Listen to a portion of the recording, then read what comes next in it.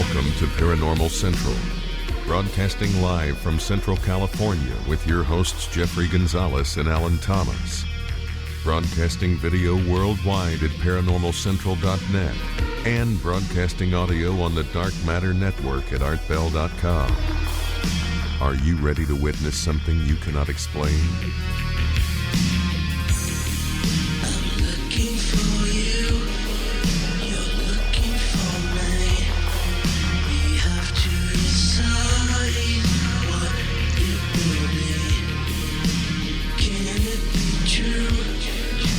Can I believe the unexplained?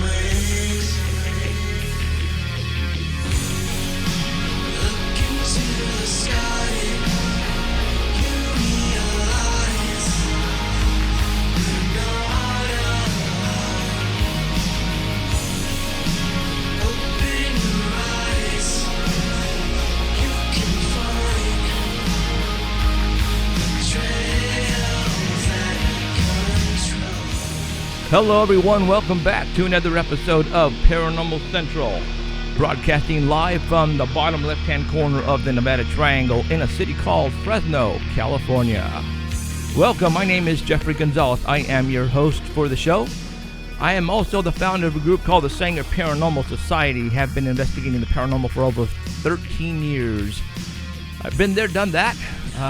So if you want to call me just a talk show host, well then so be it. But been there, been investigating the Bigfoot, the monsters, and the UFOs, and the ghosts, and the spirits, and all that. So I needed an avenue to tell it all, and I started this about 7-8 years ago, and this is where I'm at today. Usually I have a host to the right of me, which would be to the left of the set. He is not here today. For you, this is your first time. Alan Thomas, our co-host, has had some problems with his leg, and this past week he had surgery on one of his main arteries in his leg. So he's going to be out for a couple of weeks, and we're all wishing him a speedy recovery so he can get back in here and go at it with me and talk about the paranormal, something that he loves to talk about. Trust me on that one. So right now he's at home. He's probably on the chat. So if you guys want to get on the chat and listen into and talk to him, you can, because I know for a fact he's out there. So, all right, for those who don't know, if you're watching us right now on live stream, well, then you are looking at me right now. I am so sorry. And what's happening here? So we're going to be talking about a lot of stuff tonight. A lot of stuff that we all love to talk about. Not just the weird, the conspiracy theories, paranormal in general. And I have some stuff that I want to show you, some photographs, and we're going to be showing them on the screen there if you're watching us at live stream. But if you are listening to us right now on the Dark Matter Digital Network, those photographs that Danny sent us, which would be for the Bigfoot Report, they're on the homepage right now at artbell.com. Yeah, you heard me right. Artbell.com right now has the Bigfoot Report photograph that we're going to be talking about tonight on the homepage. So you won't be left out. We're going to be talking about them probably within the hour or so. We had to bump Danny about an hour up. Why? We have two cool guests coming up. One right away, and then the one after the first one right away. So, and then after those two, we're going to get hold of Danny, and we're going to talk about Bigfoot. And then we're going to go to hold of Heidi, and we're going to talk about UFOs and ghosts. And then I have a pre-recorded a interview I did today with the producer of the Destination Truth. Everybody remember that show on the Sci-Fi, Destination Truth? Well, the producer called me a couple days ago, and he noticed that we're doing really well here, so we're getting out to the masses. So he called me, and he said, "Hey, Jeff, you could kindly put the word out that he's looking to put together another paranormal show." And he wants me to put the word out to see if there's any groups out there, any teams out there willing to, I don't know, want to become famous, get on TV, tour the world, look for ghosts, look for monsters, and get paid for it. All those out there who want to do that, raise your hand.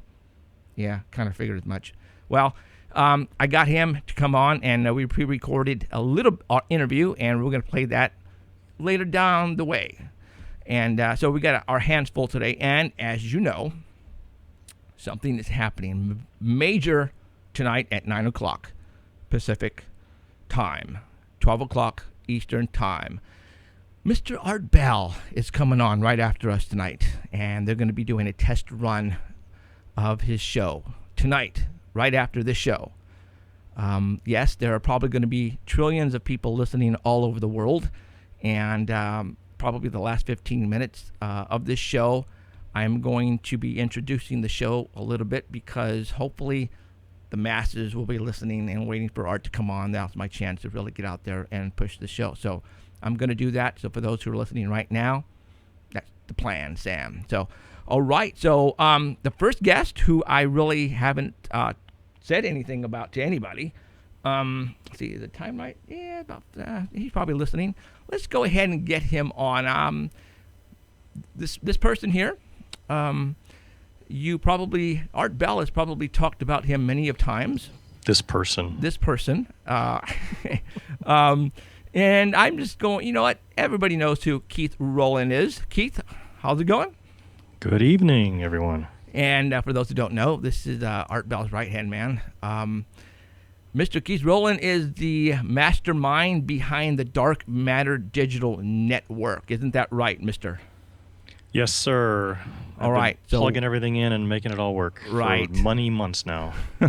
So, okay, let's talk about, well, first of all, everybody probably has heard Art Bell say Keith so many times on his show the past, years that he's been on. And you are the person he's been referring to when it comes to Keith. Yep. So when did you become involved with Art Bell? How did you get into this? Oh, wow. Back in the 90s, at the very beginning of the internet age, or I should say the World Wide Web age, because the internet was around and was flagging along, and then the World Wide Web was created. And way back then, I was just doing software programming and staying up late at night, as most programmers do, listening to this Art Bell dude. And when the web came along, and you get your web account, and you get a free web page. And he says, oh, that's interesting. I'm not very interesting. What would I put up there? So after a few weeks of this, that, and the other thing, he says, well, Art's been having these pictures of alien autopsies and weird little aliens, and he's been putting it on this bulletin board system where one person can call at a time in Pahrump. So why don't we put these pictures up on the internet where many people can access it at the same time? So I did. I made a little fan page for Art and put these pictures on there. And, of course, it wasn't artbell.com. Then it was like, primenet.com/TildyKeithR/artbell.com.html. Ha, ha, ha. Try spreading that around and getting... Back in the days, man. Yeah. So that went on and on for a good 6 to 9 months probably, just fiddling around with that. And at some point in time, I hooked up with Art, and we decided that we would do it officially, and I would continue on doing stuff for the show, and got artbell.com from another gentleman who was kind of doing the same thing. We came to a kind of a meeting of the minds, and we created artbell.com, and been with him ever since. Wow. So how many years? I lost track. What is it, 25? Wow, 15, 25. let's see. Probably 95-ish, I'm thinking. Okay. So there's 20. 20 right? years. Wow. Yeah. Well, wow, right on. Let's see, 90 to, about 20. About or 20 more. years. So, all right. So you are obviously not in Pahrump. You're on the south side of the United States, right? I am in a suburb called Mesa outside of Phoenix, Arizona. Now, isn't that so cool that with the technology now that we have, you don't have to be at the location where the person is broadcasting. You can be somewhere totally... I mean, you could have probably been on the other side of the earth and still doing it. You could be in Fresno for all we know. Actually, you're my neighbor. Shh. Trust me, you don't want to come to Fresno. You know what the story is on Fresno, right? Okay. All right. Oh, yeah, it is amazing. Yeah. I mean, Skype itself is amazing. It gives some good quality cross-country here, there, across the world. Right. Yep. I mean, I've got, that's where I'm talking, because if you guys want to know, Keith sounds excellent right now. Well, I got him on Skype. And that's why the audio and just the overall EQ sounds just outstanding. Mm-hmm. Of course, going out over my station, I'm going through my mixing board directly to the encoder. You're coming in through Skype, but right. Then you're picking me up over Skype and sending it back out to live stream. Live stream. Right. And there's another thing, who would have thought? Right. HD motion video over pair of wires. This is crazy. This is crazy. So, my next question, and I think you'll probably agree, is that this is where it's all going. It's all going via internet. I mean, Oh, yeah. radio, television, all that's going. It's Let's see, going. back in the 60s and 70s, when every little kid had a transistor radio in his pocket because he could listen to the AM top 40 stations, those were the radio days. And then, of course, in the cars. And now, fast forward, and every kid's got a smartphone in their pocket. Right. And they're able to listen to thousands and thousands of music and radio stations off that phone. Yep. Not through the air, but through cell transmissions, but essentially through a data plan. Right. Through the internet. And that's where things are moving as far as the consumer is concerned. Now, broadcasters, there's several people that have transitioned and they're adding internet streaming to their radio station. Pretty much they've all done that. But we decided to turn things upside down and the internet be the primary source of our distribution and programming. And then if terrestrial radio stations want to pick us up, they're going to have to pick it up over the internet and put back out over the radio. So we're turning it upside down. Right. What got you going? I mean, you're the one who actually came up with the idea of putting this together, right? The Dark Matter Digital Network? Well, Or the combination of both you guys? It was well, see, when Art came on Sirius XM, it was a combination of, okay, we have satellite radio, that's good for the US and Canada. Right. But they also have worldwide internet streaming. So, okay, there's something new that we never got when we were just on US networks. So Art was encouraged. He signed on board and said, okay, satellite and internet, away we go. And we got hooked up again and started that whole process, website, and so on. And about 4 weeks into this, we're realizing that the internet portion of Sirius is not quite working out that well. Issues with their software player and so on. So we started saying, well, look, many, many others are streaming on the internet just fine without these problems. Why don't you let us kind of do that in synchronization with the satellite thing so that we can keep our listeners, because our listeners aren't hanging in there. They signed up for the internet streaming and they're not getting it. And then on the other hand, it's not going worldwide. You still have to have a U.S. address to sign up to even get access to the stream. So we weren't getting out worldwide like we thought we would. And so that just kind of deteriorated down to the point where Art just, threw up his hands and said, look, you guys aren't going to work with us, then we'll have to depart. Wow. So we said, okay, our next step is to get on the internet ourselves, because we already knew how to do it. Right. Back in those last week or so that Art was on Sirius, I, basically built up a stream and some programs and was testing it out and said we can handle the streaming, no problem. Our players don't fail after 5 minutes and error out and so on. It all works. Let's prove it. So obviously Art, we had to throw away 2 years of his broadcast life Right. to have the ability to come on and do it himself. And so during that period of time between when he left and now, I said, I got the streaming infrastructure. I got all this stuff built here. Let's build up a network of other paranormal shows in the meantime before Art comes back. And hence people like you and many others, 20 different shows. We all got all gathered together and put together a 24/7 paranormal network. And here we are. Wow. And now Art's coming back. Right. And I think this is the one of its kind. I don't think there's another network like this out there. Is there? Oh, yeah, there's a There few is? other paranormal networks that popped up over the years. Okay. I didn't even know of any of them. When Right. I was with Art, it was like that's the first time in many years, since he left doing stuff with the Coast, I was pretty much out of the picture during those days. And when he got back into Sirius, it's like, well, that's the first time I got back into even having any kind of contact with the paranormal community.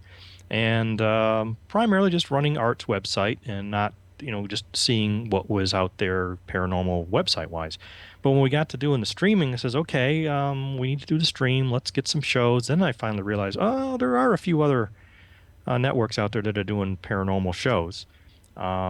So I didn't want to go and steal people's shows from other networks. So I just looked around for shows that were not on any particular network, that were just on their own. They sounded good, did a good quality show. And I said, well, would you like to come on board and let's do some live streaming and live programs of what you're doing? And you were a great candidate. You were already doing a live show and very interactive. but not on any particular broadcast network, Right. other than your own live stream thing. So I said, well, let's include you in the mix over here, and we gathered up several of them. And so we're not unique in that we're a paranormal network. Maybe we're unique in the way we do live shows Right. and so on, and the choices that we've made. I try to produce a quality product and try to keep every show as good a quality as possible. And that was the criteria for picking who's going to be here. And we've had a pretty good run. We've had to lose a few. We've gained a few. But I think we're doing a pretty good job. And it sounds really, really good compared to I don't know of these other networks you're talking about, but the quality you're putting out is just top notch. And I think the radio community has got to be freaking out right now because art's a big deal, dude. Art is going to attract sooner or later millions of listeners worldwide. And I know there is a couple of other very big, radio hosts, and they've got to be freaking out right now. So, and I'm telling you right now, and I know for a fact that they've got to be freaking out. So, and I just want to say, thank you for bringing us in a couple of years ago when this all started. When I found myself going to be on artbell.com, it's something where, you have to pinch yourself. And then I knew this day would come. I knew that Art Bell would finally come back. And we're here. We are here. And now, so Art Bell, back in the days when I used to listen to him, from 10 to 2 or whatever it was, 10 to 4, obviously the times changed. Yeah, right. Now he's going to be on from 9 to 12 Pacific. Is that right? Yep. So, and that's Monday through Friday? Yes. Okay. Now, obviously, there was a lot of other shows going on at that time. You had to move those people. Where did you? Yep. Did some get Well, dropped? that's in a secret white room over here where we're juggling all the little boxes trying to put everybody in a new spot. Wow. I haven't posted it yet because it's still in flux. That's my project tonight. Right. Is to schedule what's going to happen now. Certainly we had to move the 9 to 12 block, which was our primary. I mean, it was our prime time, and that's a spot Right. that obviously Art was going to jump into. So before he got here, I put all of our best shows, the live shows, and a lot of the good pre-recorded shows from 5 until 11. In that big time block. But now we got to make room for Art, and then Richard Hoagland's coming on at midnight Pacific for a couple hours, so that pushes some more shows out of the way. So I'm juggling things around. There's going to probably be a lot of the pre-recorded shows are going to be on earlier in the afternoon. So instead of coming on at 9 o'clock, they're going to probably come on at like 2 o'clock in the afternoon. And that will lead up to our live block. So we still have 4 hours of live programming a day between 5 and 9. So we got 5 to 7 shows, 7 to 9 shows, then Art 9 to midnight, Hoagland midnight to 2. So that'll be a live block of 9 hours. And then there's another 3 to 4 hours of pre-recorded shows that I get every week to play, to fill in. And there's not quite enough now to run them 3 times, but if I run them twice a day, then I've got some space to fill, so I'm juggling things around. Okay. We'll see how it goes. Is Richard Hoagland going to be live or recorded? Oh, yeah. Oh, it's going to be live. 5 All right. days, 2 hours live. Wow. Yep. Right on. Okay. Now, Art has been quiet on his guest that he's going to have this week. I'm sure he's going to have guests, right? Oh, yeah. Oh yeah. So top secret there. All right. Just wanted. Well, we know the first one, Graham Hancock. Okay, and that's on Monday. Because he happened to be the first one that got canceled when Art quit Sirius 2 years ago. Okay. He was scheduled to be that Monday. Okay. So So we're going to just pick up where we left off. Right on. All right. Yeah. Okay. Nothing wrong with that. Okay. And it looks like at this point we're going to reserve Fridays for open lines. So there won't be guests booked on Fridays. So Fridays will be the free-for-all night. That'll be fun. Okay. So for all those who are listening on Paranormal Central, let's talk about Art Bell's, how much per month or per week, actually per month, and what they get for that month and how much. You're talking about the time traveler subscription Well, thing? exactly. Oh, well, that's just a simple thing. We're going to obviously record the programs and have them available as an on-demand archive. So a few hours after the show's over, by morning, there'll be a page up on the darkmatterdigitalnetwork.com website under Time Travelers, under Midnight in the Desert, and there'll be players there that you can listen to the last night's show right there on the website, or there'll be a download link. You can download the file and load it into your favorite MP3 player, however you wish. And so you get access to those. And then you have access during the live show, you have access to the wormhole. And this is what, when I created Fast Blast, 10, 15 years ago, this is a reincarnation of that. It allows you to send a message into the future. Because we call them time travelers because essentially the next day you're traveling backwards in time listening to last night's show. When you're listening to the live show and you want to send a message to Art, you're sending the message into the wormhole into the future, because at some time in the future, Art will see your message and may ask the guest the question that you may ask. So that's what that's all about. So if you're a member of the Time Travelers, it's cheap, $5 a month. That's cheaper than almost any other podcast out there. But just, you have access to those, and you can check in every day. You can wait till the weekend, download them all at the weekend, and enjoy yourself listening to the shows. The wormhole's there during the live show, pretty much not useful outside of the live show because Art's not there to see those messages. Right. So it gets billed monthly on your credit card, and away we go. All right. Well, now to keep in mind, the stream, the live program is always free. It's on right. Well, I can't say always, but for now it's free. So just tune in at 9 o'clock on rpl.com, click there, or darkmatterdigitalnetwork.com, click there, and you'll be able to listen to Art and all the other programming that's on the network here for free. We're interspersing a few ads into the show, only 7 minutes of ads into the each hour of the show, which is dramatically reduced from what you would typically hear on regular terrestrial radio. Right. Usually it's, what is it, like 15, 20 minutes? No kidding. Art did an interview on the John Batchelor show last Friday. Right. And so we listened to it live, and then the recording, the actual downloadable recorded file of that 1 hour interview was only 40 minutes long of actual content. Yeah, it's 20 minutes. I mean, that's yeah. We're going to TV here pretty soon in September, and it's an hour show. It's 44 minutes long. Yeah, it's there you go. 16 minutes of TV commercials. Mm-hmm. So well, that's how you pay the bills. That's the way it is. So, yeah. All right, now tonight, Art Bell is doing a test run. For those Correct. who don't know, Art Bell. We don't know what's going to happen, what's going to break. We've done all the preparation we can possibly do, got all our ducks in a row. Now we're going to put it to a real live dress rehearsal, I call it. Okay. So he's going to come on and do his open. We're going to do the break. I'll run the commercials. We'll We'll run, just do everything like we're going to do on Monday and see what breaks. And we'll fix it the next 24 hours after that, I guess. Now, tonight is 2 or 3 hours? We're going to go for 2, okay. With the option to go 3, depending on how busy and how Art feels. Okay. But it's pretty much open lines. Just take calls. There's no guest. All right. We think we'll have enough listeners to keep the phones active early. You think? I don't know. Everybody I thinks he's coming back Monday. We're going to sneak in on Sunday. Yeah, that's true. Word got out. I think the insiders know. Yeah, the insiders know. The people who really know what's going on is definitely they've been tuning listening in. here. Yeah, exactly. So, all right. Well, I think I've had pretty much everything I wanted to ask you. Anything crazy coming up with the Dark Matter Digital Network that I should know?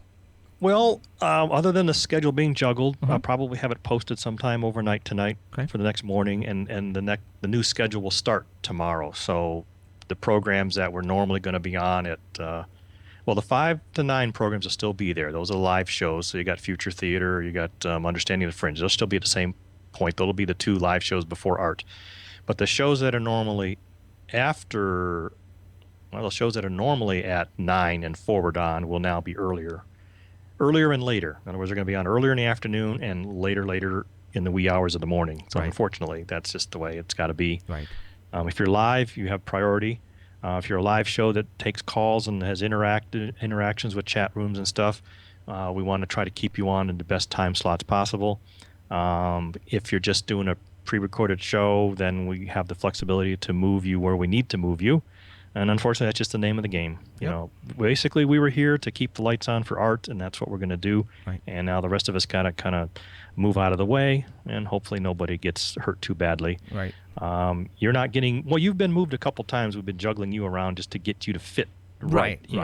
Just an hour, So- an hour here, an hour there, no big deal for us. Yeah. And also so that we can run your 3-hour live and then right away into another 3-hour live show, and that makes my life easier. Yeah. And I don't have to try to pigeonhole a An 1 hour. hour and 7-minute show in between you two and Right. start cutting it off. So Right. So- I appreciate what you guys have been doing. You've been a lot of fun. I mean, I think the first time people listen to you, it's like, who are these crazy guys? But, you guys kind of grow on them, everybody. So I'm hoping so.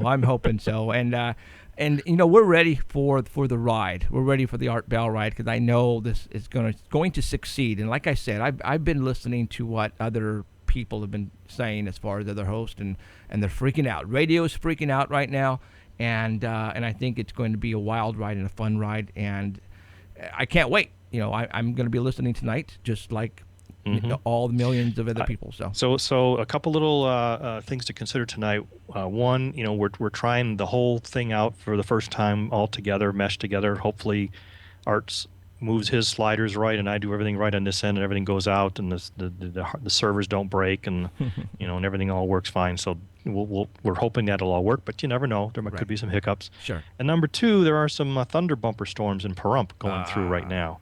And if they get pretty severe, there's power outages and internet outages. So don't be surprised if at some point during the show we actually lose Art, because That would suck. we are relying on the internet for everything. It's HARP. It's HARP. They're doing it on purpose. Well, there you go. But in other words, his telephone lines are coming in through the internet.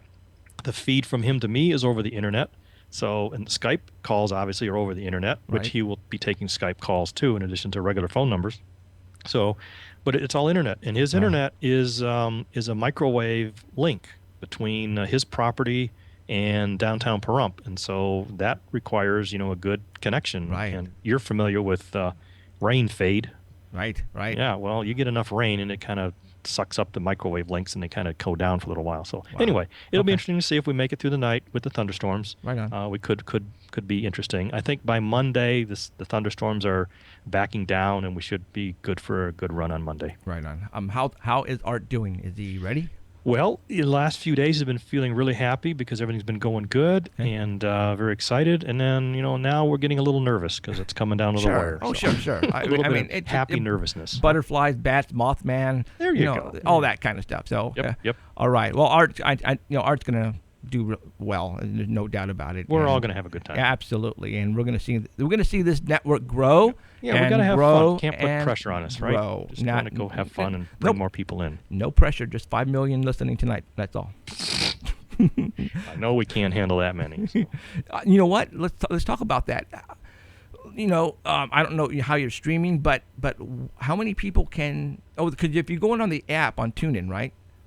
Yeah, but they don't necessarily buffer anything. They're just a directory service. So Okay. they just point everything back to our servers. So what's the max people that can be listening all at one time, or do you have a limit?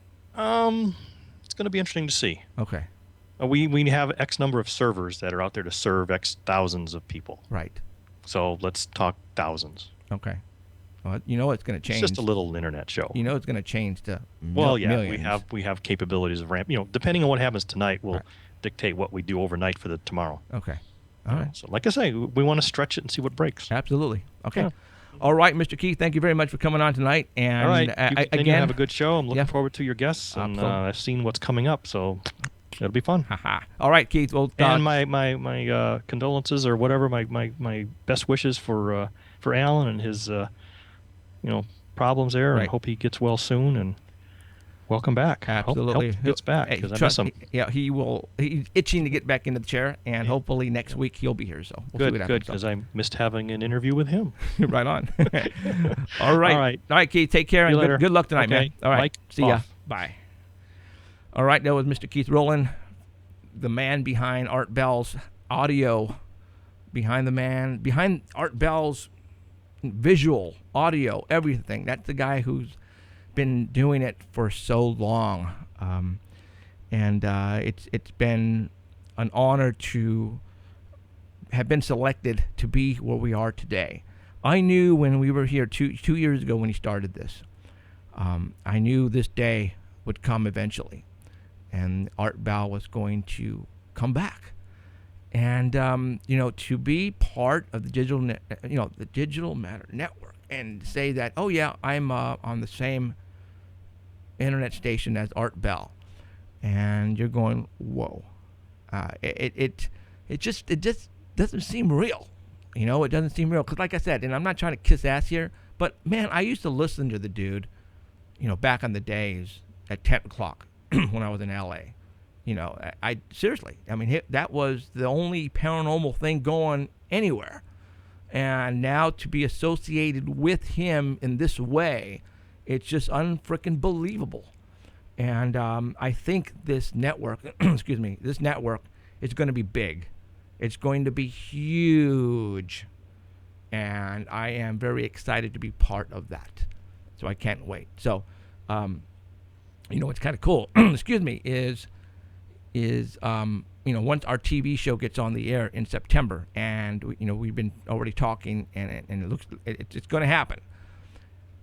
All those people who are going to watch us on, whether it's the Fox Network or the CW, are going to follow us over to here, to the digital to the Dark Matter Digital Network. And all those people who are not internet people are just TV people. Because at the end of the show, I'm going to say, please go to our website and catch us live, either on live stream or on the artbell.com network. Let's just say our show does really well, and we bring in 500,000 people every time we do the show or more. And if they like what they see on TV, they're going to come and listen to us and watch us here on Sundays. And then they're going to get a grip of what's this Dark Matter Digital Network all about. And then those viewers are now going to be listeners. And man, it's just going to blow this thing apart. And I can't wait. So, all right, excuse me. Wet my whistle there. All right. In about 15 minutes, I'm going to go ahead and tell you who we have. 15 minutes. We have David Paulides coming on. Yeah. David Paulides will be on in 15 minutes. For those who don't know who David Paulides is, Google Missing 411, and you will now, if you guys don't have goosebumps already, I got goosebumps. We got David Paulides on in 15 minutes, at 45 minutes after the hour. So, Mr. David Paulides is putting out a movie here. He's trying to gather up some funds. For those who don't know, he has written several books, Missing 411 on missing people in the United States and other locations. And a very mysterious world we live in. There are people going missing all over the place. And for those who don't know what I'm talking about, there are literally, we have over, 300 million people in the United States of America. There are people that go missing every single day and are never to be found again. Well, where are they going? Now you're thinking, okay, are these people, these people that we are talking about in David Paulides' books? We're talking parks. We're talking national parks. We're talking people that visit every year, go camping. They take their families, their kids, their pets, their animals. They go up camping for weeks at a time. Maybe not camping at all. Maybe they get on a tour, on a bus tour from LA. They go to Yosemite thinking, all right, we're going to go and go up and climb to the rock and then climb back down, jump on the bus, go back home. Not realizing that one of the members of your tour goes missing. But how can that be? You are with how many people does the bus hold? 80? 80 people. You guys all know each other. You guys are walking down the same freaking path to reach the same destination. You see him ahead of you. You see somebody in back of you.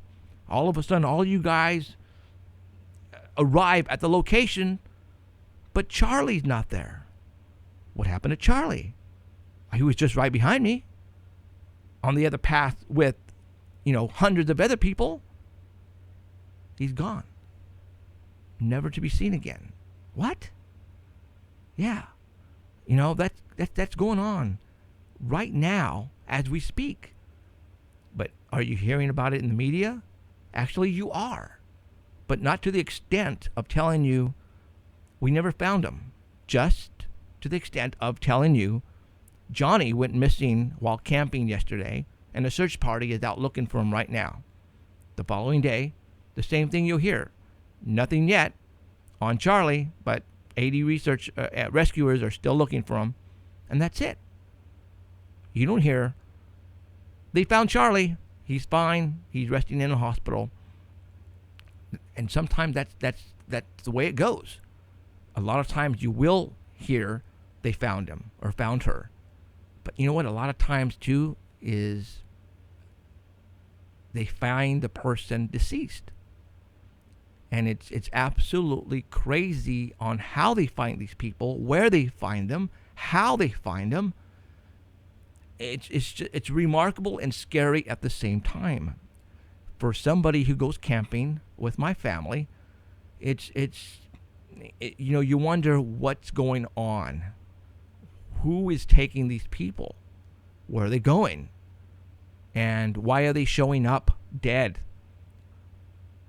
in certain circumstances that other people are showing up dead in the same way?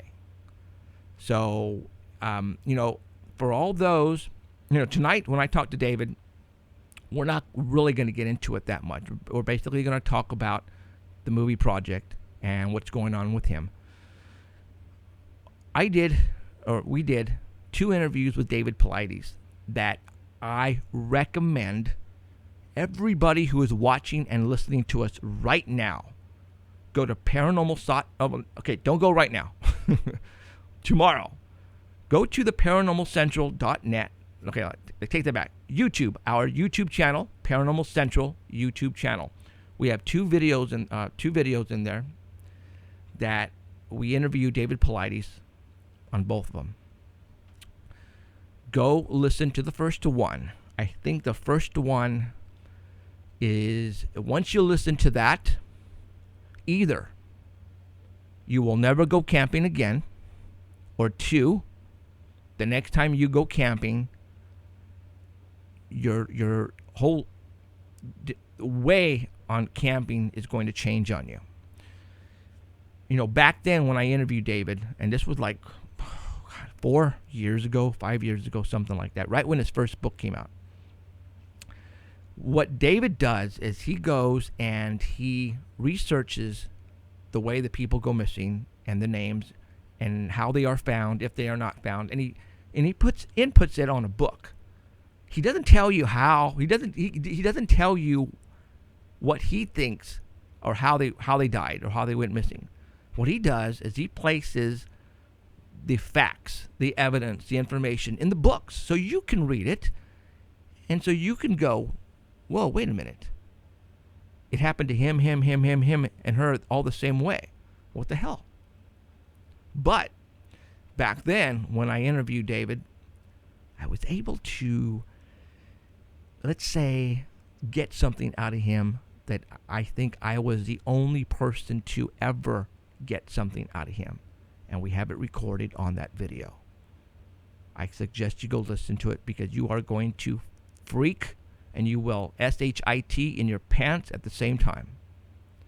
And it's a certain case that we talked about that my voice cracked a little bit, and it was very disturbing because I have, 2 kids of my own, and to listen on what happened to that family, it's incredible and scary.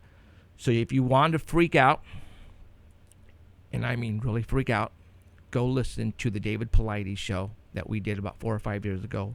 Go to YouTube, type in Paranormal Central, and look for the David Paulides 4 or 5 years ago show that we did. Again, you will freak out. So, again, we're going to bring him on in about 5 minutes. I'm going to call him up, and we're going to talk to David Paulides. So, okay. So, let's, there's something that we added to the set here. And, for all those who, if this is your first time, we go crazy. I go crazy. I'm a big kid. The stuff you see on the set, it's going to get crazier as we go along. If, hopefully one of these days you'll get to see the TV show, then you'll finally realize that visually, I like to bring the audience in.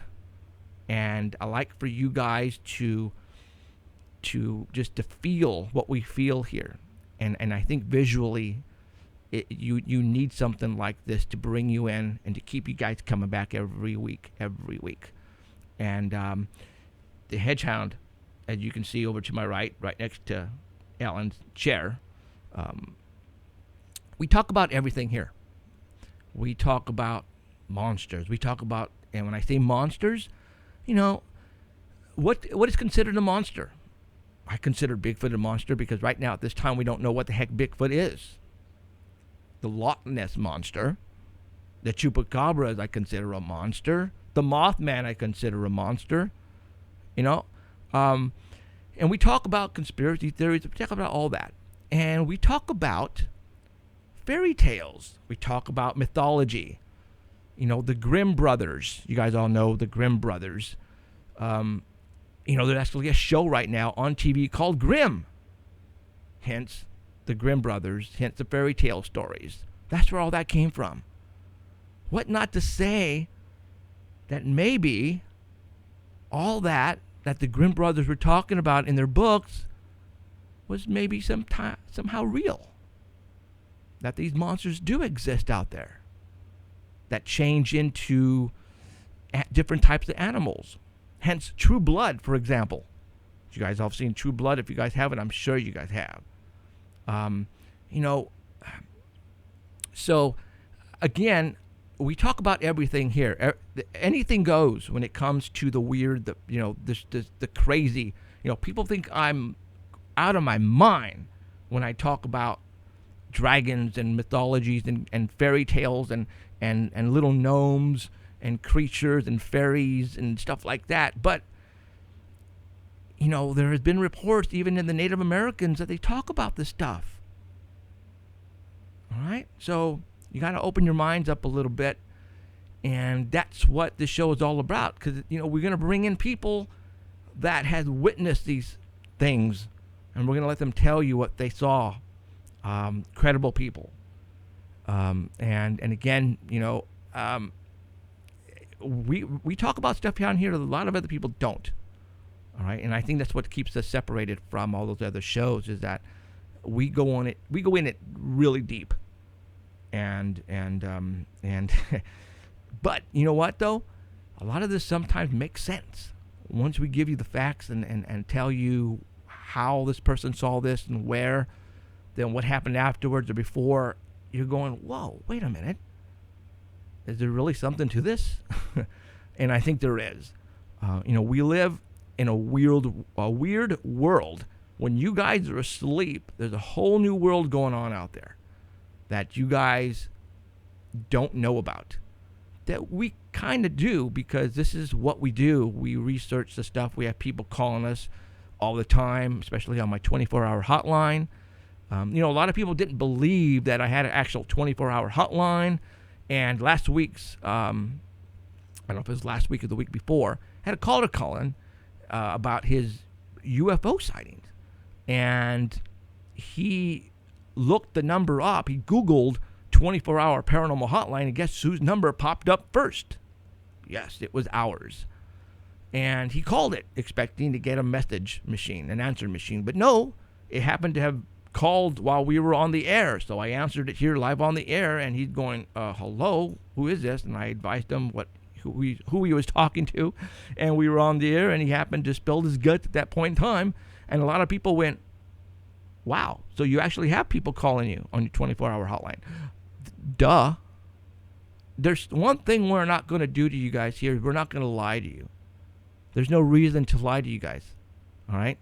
I'm not going to tell you stuff unless I know for certain that it's real and that it's going to be told by the person that it happened to. Because there are so many stories out there. A lot of people nowadays are trying to get views on YouTube to make money, and that's it. I can give a crap about that. All right? So my intent here is to give you the real deal. And that's also going to happen on our TV show in September. Is we're going to give you the real stuff, and we're going to blow you away. So, all right, it's that time. Let's go ahead and call David Paulides. And let me put my glasses on because I'm blind as a bat. And go to here. All right. So, for those who don't know who David Paulides, like I said, we've had him on a couple times, and he's a great guest. And if you haven't seen the books or read the books, then it's time for you guys to get them. All right.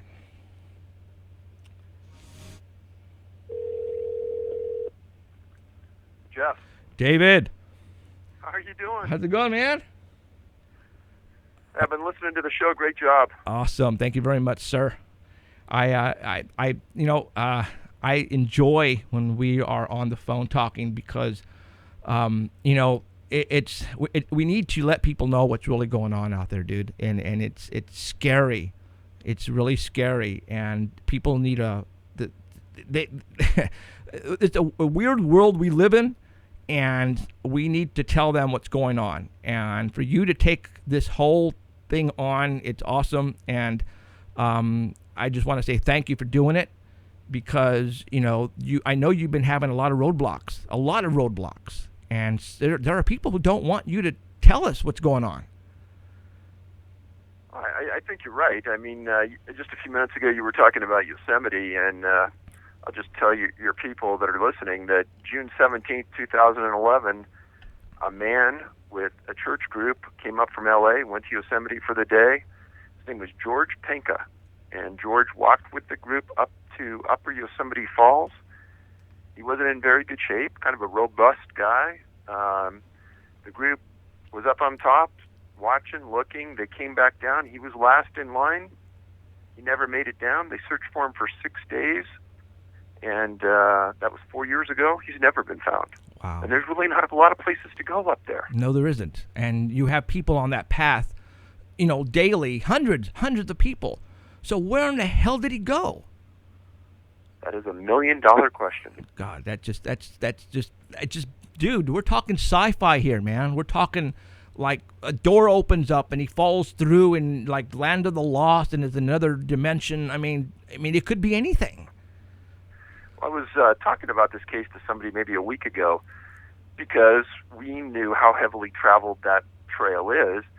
And if they were bringing cadaver dogs along that way, or even people walking along the path, if George was still there, the odor would be there and everyone would smell it. Right.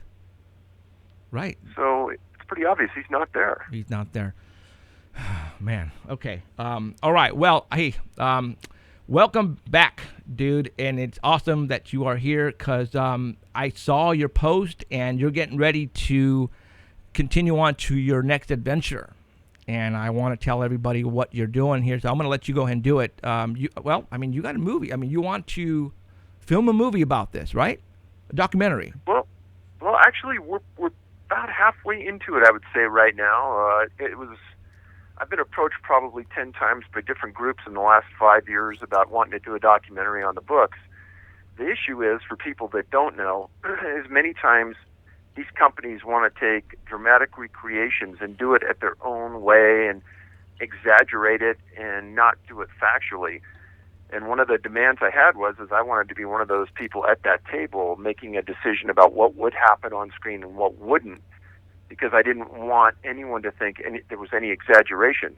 And the fact is, these stories don't need any. They're strange enough. And what eventually ended up happening is I put together a group of Emmy Award-winning videographers, experts, and everything you can imagine to make it happen the right way. We've been to many national parks in the last couple months, filming, interviewing victims' families. And that was the result of the trailer that's online now, Missing 411, the movie. If you go to Kickstarter.com, just type in Missing 411, you'll hit the site. We're right at $40,000 right now. The target was a minimum of $100,000. Probably we're hoping for $200 because I think at that level we could make something really, really special. And so far, I would say things have gone as good, if not way better, than we ever thought. We've interviewed U.S. National Park officials, a former head of the National Park Service, retired rangers, victims' families. I mean, Jeff, it's really a compelling piece right now. Wow. And you have credible people telling you this stuff is really happening.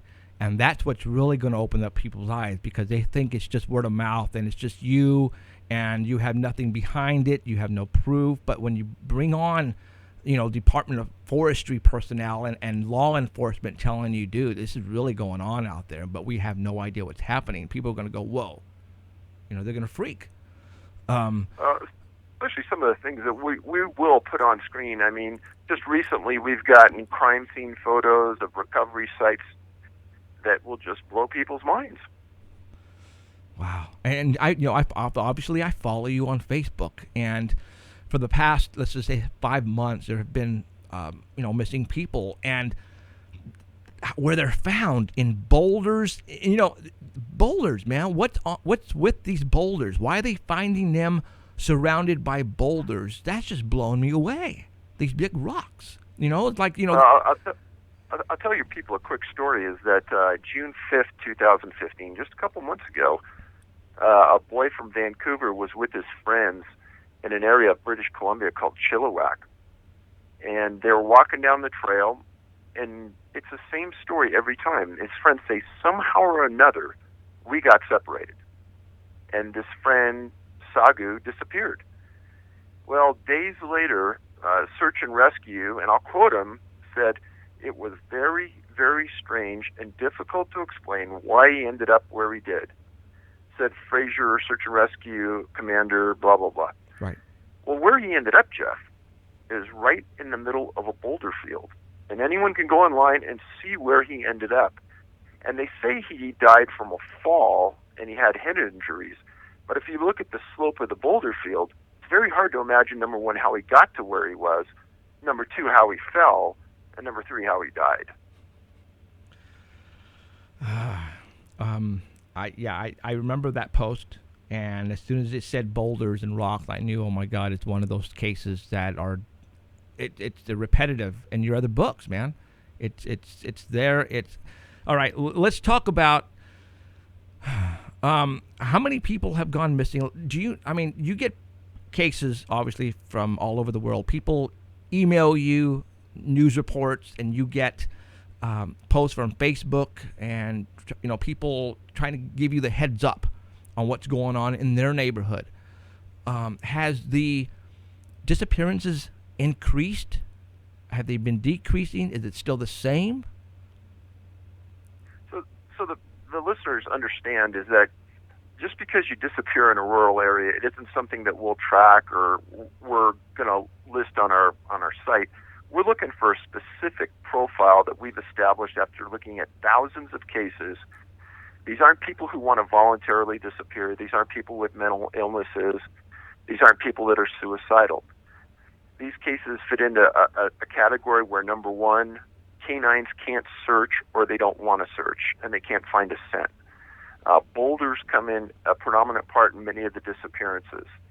Many times if the victims are found, they don't have clothing on or they're missing shoes. In the mere chance, and this is rare, where somebody is found and survives, that person usually has such a severe disability, meaning they're autistic or they have dementia or they have a speech impediment so severe that they can't talk, so they can't explain what happened. And I know the knee-jerk reaction on when you're listening to this is going to be, well, people disappear in the wilderness. And I'm going to be the first guy that says, yes, they do. The reality of it is that these specific disappearances are not animal attack related. And that's been vetted by search and rescue personnel. If there's an animal attack on somebody, there's usually loud screaming involved. There's blood in the area. There's drag marks from the scene. When search and rescue brings trackers in, none of that stuff has happened. None of that is prevalent. And when the victims are found, there's no animal attack normally associated with it. If it is, the coroner usually says it's post-death related, meaning that they died and they were later eaten or predated by an animal. Right.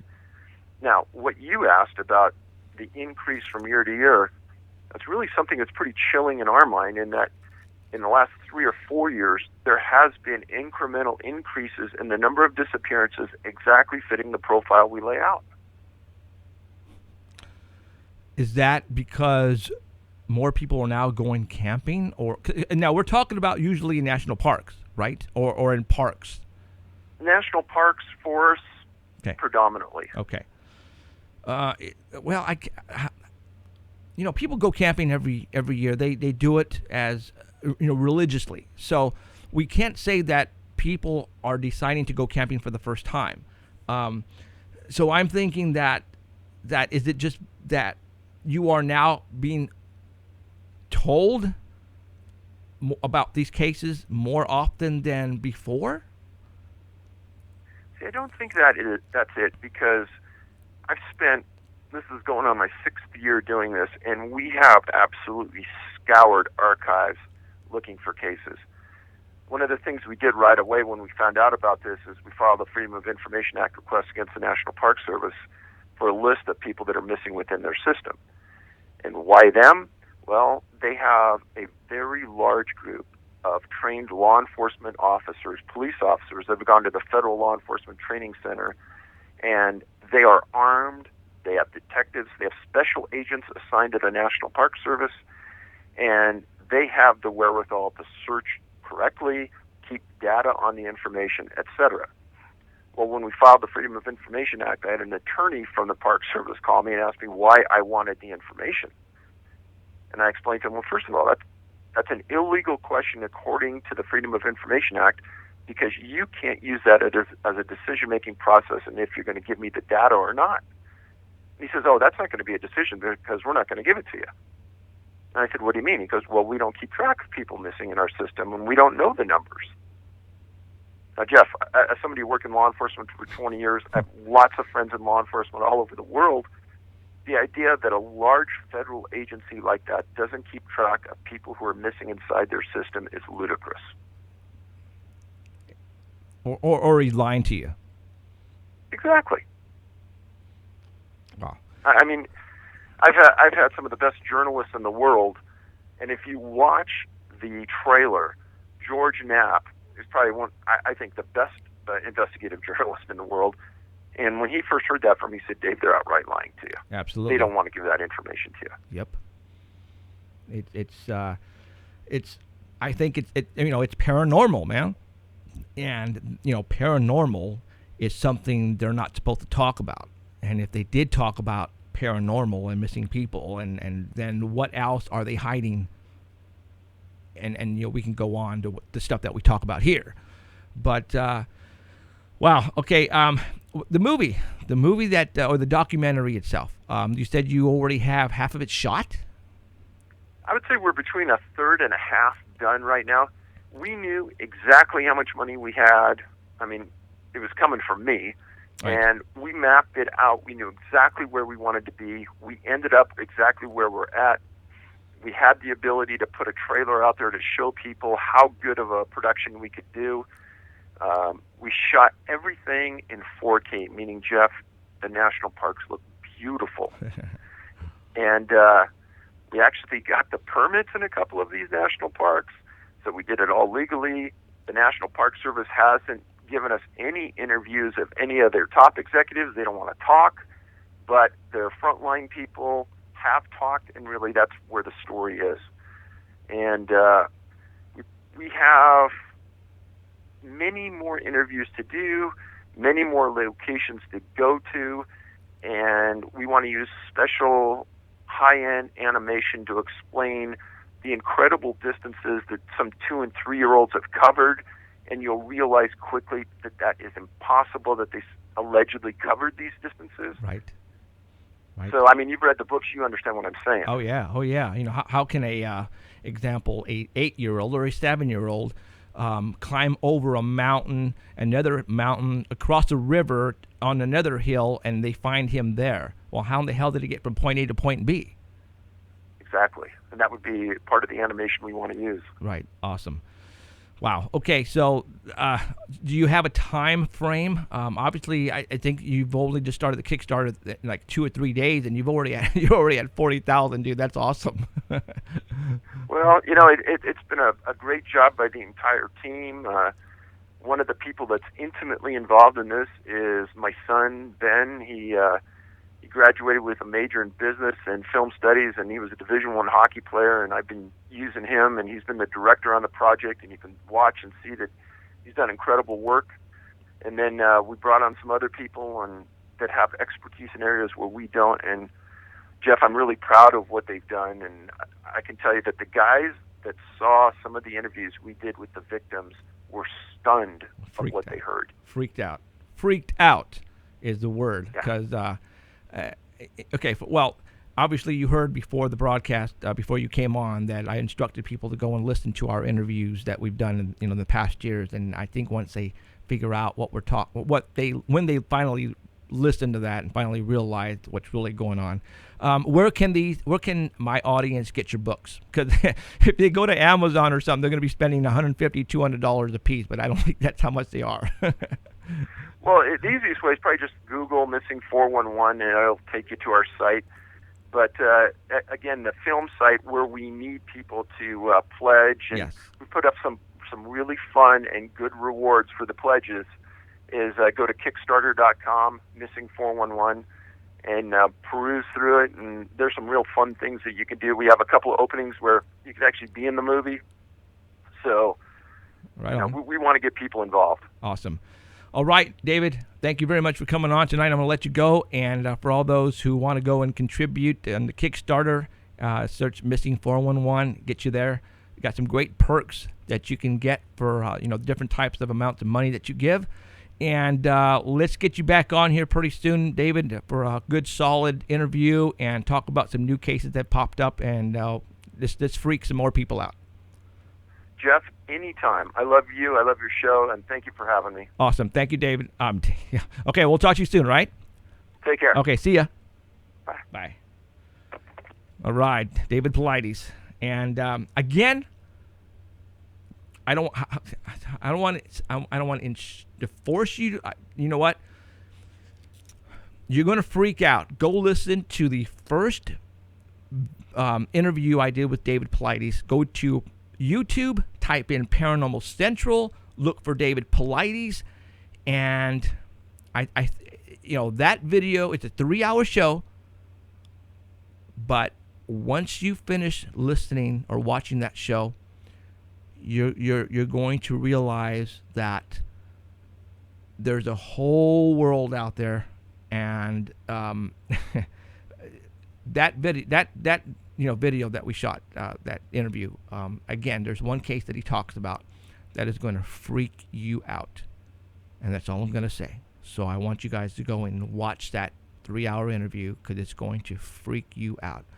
All right, you want to get it freaked out even more? I have a picture of Danny Valderrama right here. No, just kidding.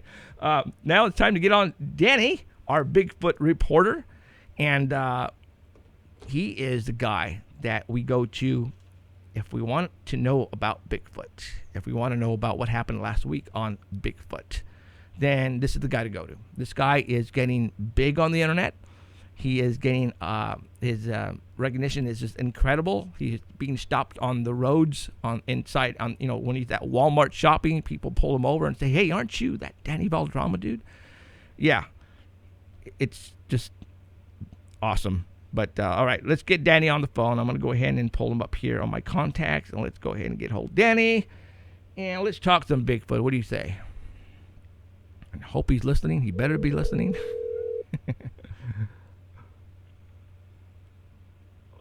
Hello? Hello. Is this the Bürgermeister Burger? What? Oh, Hey, I got to clarify something there. okay. That little Allen sitting there, Right. is that a hedgehog or a hedgehound? A hedgehog. Hedgehog. All right. You said hedgehound earlier, and that freaked me out. 'Cause I didn't know Did I really? what. Well, I tell you, he turned into a hound afterwards. Did he? Okay. A hedge. I hound did. I did say hedgehog, didn't I? Okay, hedgehog. Sorry. So what the heck is that? What the heck is that? I tell you, there's different monsters popping up all over the place, dude. It's like we have to come up with new names. Creature found every day. I tell you. All right. Well, we got David. Jeez Louise. Danny is on the phone. And Danny sent me over some photographs that we're going to be letting you guys view here on the live stream. But if you're listening to us on the Dark Matter Digital Network and you're at the artbell.com website, go to the homepage because his photographs have been placed there by Keith himself. And if that way you can follow us along and you will not miss out on anything. So, Mr. Danny, let's go to the photographs that you sent me. And let's put up photograph number 1. And you are a go. All right. Picture number 1 is from the Oregon Bigfooters. It's the Research and Bigfoot Sightings page. And there's 3 pictures with this one. This first picture is from Travis Peterson. He was in a meadow in the Cascade Mountains with another guy, and they found these prints on the ground there in the mud. And if you look at that picture, you can see kind of like an S-shaped kind of footprint. You want me to go to the next one? It looks kind of weird. Well, the next one's kind of blurry, but you can go ahead and go to the next one. Okay. They were taken with their cell phone. He had his friend put his hand there for scale. You can kind of see the outline, but it looks really weird right away because it's kind of an S shape. Right. But is it a Bigfoot? Nope. No. What? This is actually a bear print. Oh, you suck. This is a bear double step. And what the bears will do is they'll step down with their front step, and then the way they move their hips, their back foot steps right underneath or sometimes on top of their first footprint. So if you look closely at this one, you can see where the toes are at the top, and on the first picture where his thumb is, that's actually the bottom of the print right there. So it's kind of small from the toes down to the guy's thumb. That's actually the actual footprint. So I'm on picture number 3 right now. The bear. The bear. Go back to picture number 1. Okay. Number 1. All right. I'll go ahead and zoom in on that for you. All right. So you see where the bear's toes are at the top, and then you see where the guy's thumb is. Right. Just above his thumb, you'll see the round part of the bottom of the foot, and that's how big the footprint actually is. So it's not very big at all. Okay, I follow you. That's the original footprint, and then the back foot is the bottom part. Now, on it. So the people who place these photographs on the net, they knew that they were bear prints. Okay, that was my next question. And they wanted to show you how easily you can be tricked, gotcha, or fooled, or if you don't know what you're looking at. Well, because it's in an S shape, that probably throws a red flag right off the bat, right? I thought that was strange as soon as I saw it. Yeah, It was an S shape. because all the prints that we have seen are a regular footprint, and there's no doubt about it that it's a footprint. And stuff like this, when it's always that the heel is way over to the right compared to the upper foot, then you're going to wait a minute. There's not right here at all. Because if a person was going to lie and hoax this, it would not be, in that shape footprint for one thing. So, but yeah, I follow you. So. And a lot of people were saying, well, this isn't even a bear because I don't see any claw prints. How can it be a bear? Right. And, depending on the mud and how deep the imprint is, the impression in the ground, right, you may not see the claws. And I confirmed this with Dr. Meldrum. I sent him some pictures a couple times back and to ask his opinion on them. And he said a couple times that they were bears, and I said, "Are you sure? I don't see any claw marks." He said, "They don't always show up." And that's what the third picture is there. You can see that not always do the bear claws touch the ground. So if he's going to step down in the ground, if it's really muddy, then you'll be able to see the claws because the footprint will go into the ground further. Right. Well, we've seen them at our campsite too. Oh yeah, absolutely we have, and we know right away they're bear. Yeah, because you see the claws, the little points at the very top. They're points. And little holes in the ground. Right. And that would be a bear. And then we stand up and look around, and we take Ellen's cane and we run. Yep. And we'd look at the trail cam pictures, and we'd see the little cub with the mama. Yes. So, whoa, that's not good. That's not good at all. So, all right, let's go to excuse me, picture number 4. Got a picture here of what looks to be a Bigfoot with red eyes. This is from Squatchin.com. This one has 3 pictures. There's a new reality show in the works, and they're filming Squatchers. And they're gearing up to film Squatcher groups from across North America. And who are they looking for? Anybody that's boring, that's interesting, psychotic. We know one of those guys. Yeah. Animated, angry, competent, clumsy, organized, scientific, creative. They want you to be you. They don't want you to be fake just for the cameras. Right. They want your group the way it is.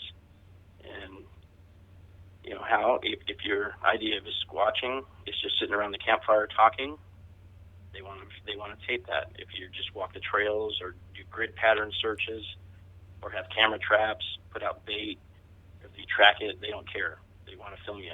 Wow.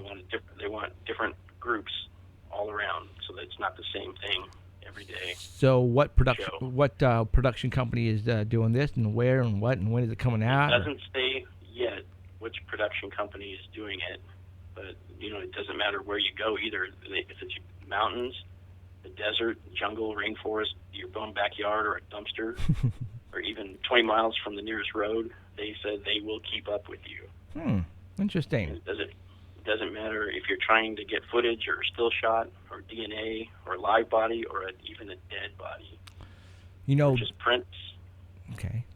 They said if it's legal, they will film it. So some areas it's not legal to hunt a Bigfoot. Right. And in some places there are. So it has to be legal. But here's the 3 things that you must have. Your group has to go Bigfoot hunting at least 4 times a year.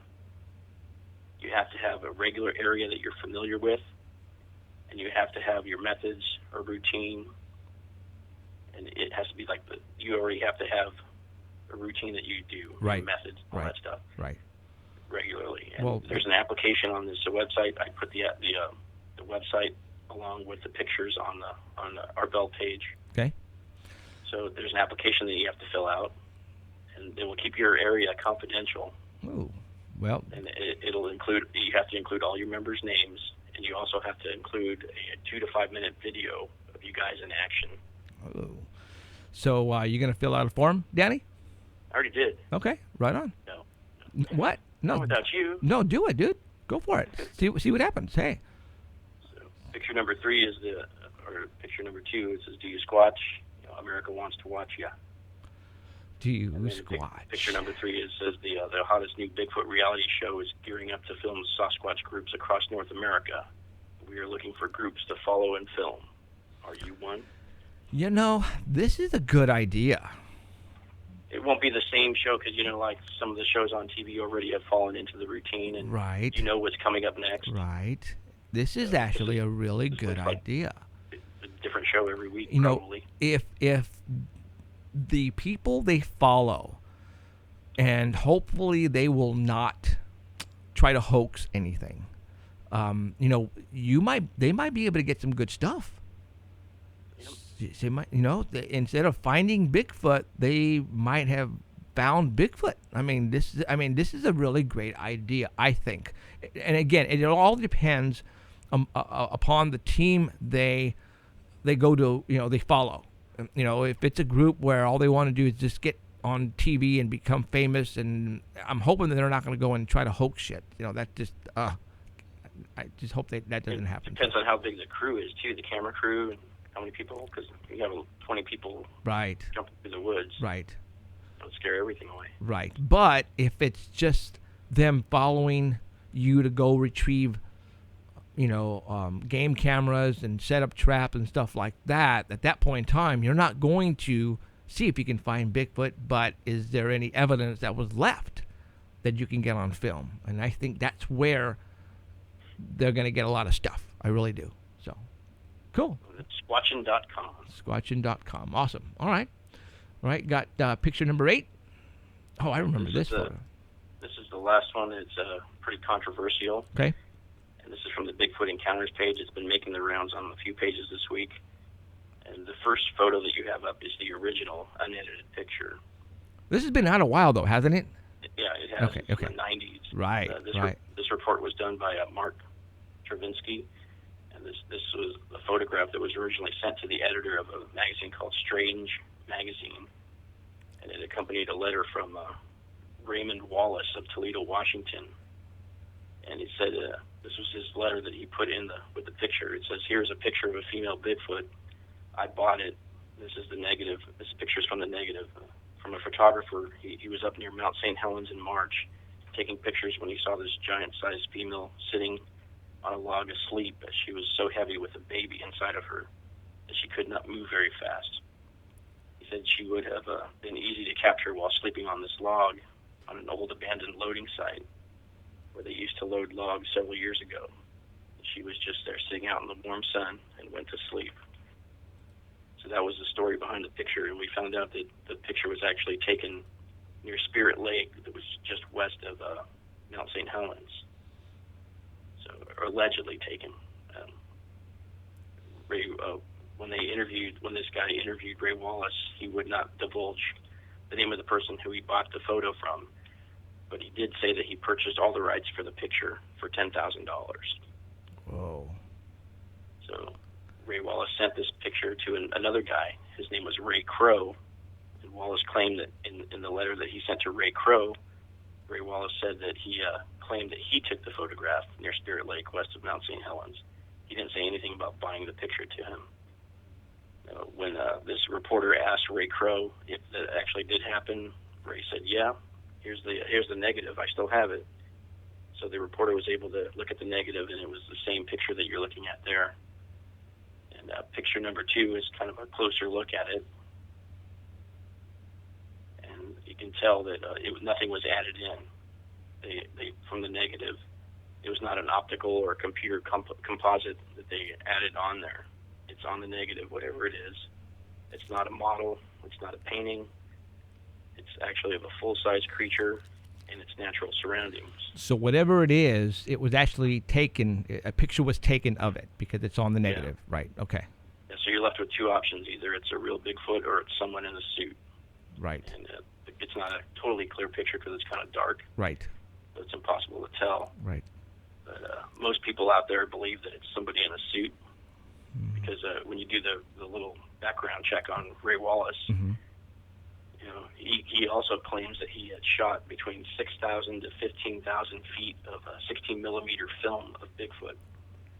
And he says he has a video of him throwing stones and eating frogs and just hanging out and doing what he does. And he claims that everything he has is authentic. He claims that these were taken in 1957, and that's 10 years before the Roger Patterson film. Wow.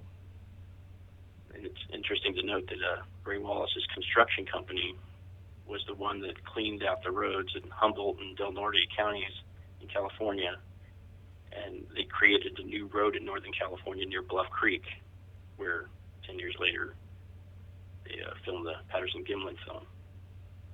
And one of his workers, Jerry Crew, found tracks along their equipment they were using to plow the roads. And he found the 16-inch tracks, and he's the famous person that's in the black and white photos holding up a giant footprint. And he's the one that coined the phrase Bigfoot in 1958 when they found the tracks around all the equipment. And they said those around the equipment had 46 to 60-inch strides, twice that of a man. And then in 2002, Ray Wallace died at the age of 84. Right. And his kids, he's the one that his kids came forward and said that he owned these wooden tracks, and he, along with his brother and nephew, are the ones that created all the tracks of Bigfoot. So right there, nobody believes anything that he says. You know, but I've seen these wooden tracks that he would strap on his feet, and he'd walk around. Right. And he'd say that they created all of the footprints that everybody finds. But, you know, in looking at everybody that collects these foot casts, even Jeff Meldrum, right, not one of the casts that anybody has is of the footprint that he made. because his footprints don't even look real. I mean, they all have like a certain notch on one of the sides, and the footprints all look squared off. I've never seen anybody hold up one of his footprints and say that this is a real footprint. Now, So that's why everybody doesn't believe that this is an actual picture, and that the last picture is a close-up of it. It looks like somebody's sitting there, but everybody believes that it's somebody in a costume. yeah, but I mean, I think it was taken in 1990. Is what he said. this one, huh? Wow. I can't say yes or no. I mean, we don't know. We weren't there. So I don't know. Now, since you were mentioning Jerry Crew, I know, well, okay, I have talked to someone. I don't know, did I ever mention this to you? I don't know if I have. I know I talked about it on my show. Geez, we're talking 7-8 years ago maybe. But the big boss man at where I work, he pulled me over one day, pulled me aside, and he said, hey, he goes, my father-in-law, he goes, he was a kid back when Jerry Crew found those footprints. And Jerry Crew, when he had found the footprints, he went and cast them. And he was driving into town in a station wagon. And the person who I was talking to was a kid at the time. Him and Jerry Crew were good friends. And Jerry Crew came into town, and the kid was in town walking, and he picked him up. And he was in the station wagon, and Jerry Crew told him, look what I have back there. And he looked behind the seat, and there were the cast of the footprints that he had, of the footprints that you see on those black and white photos. He was there. And I am saving him for TV. They also said that Ray Wallace couldn't have made those footprints that Jerry Crew found because he was out of the United States at the time, or out of California. Right. He was out of town at the time, so there's no way he could have made them. Wow. So I think those are actual footprints. I think so too. As far as this right here, we don't know. Right. So yeah, I know this person, and I'm waiting till we get on TV to fly and get a budget to fly him out here if he's still alive. I'm hoping he still is. We'll see what happens. But yeah, I think that would make a great conversation for him to tell us how it all went down. Because, those footprints were like the first that Jerry Crew found. I mean, they were like, that started it all right there. Yep. That was 10 years before the guy on film. Yeah, Patterson. So awesome. All right. So what else is going on, Mr. Danny? Oh, nothing. I think something you have coming up with Heidi. Okay. That video. Uh-huh. Of the 3 objects moving through the sky. Right. We saw that exact thing coming back from Las Vegas. Now, are you talking about the 3 dots or the cube? The 3 lights. Oh, the 3 light. Okay. Triangular. Right. Yeah. We left Vegas early in the morning to beat the traffic, and we were coming through Barstow, just before Barstow, about 5 or 6 in the morning. And coming in the direction from Edwards Air Force Base, we saw that exact video that you're going to play. Okay. We saw something that looks exactly like that, and it was headed towards North Las Vegas, where Area 51 is. Now, was it 3 objects or 1 object with lights on each corner?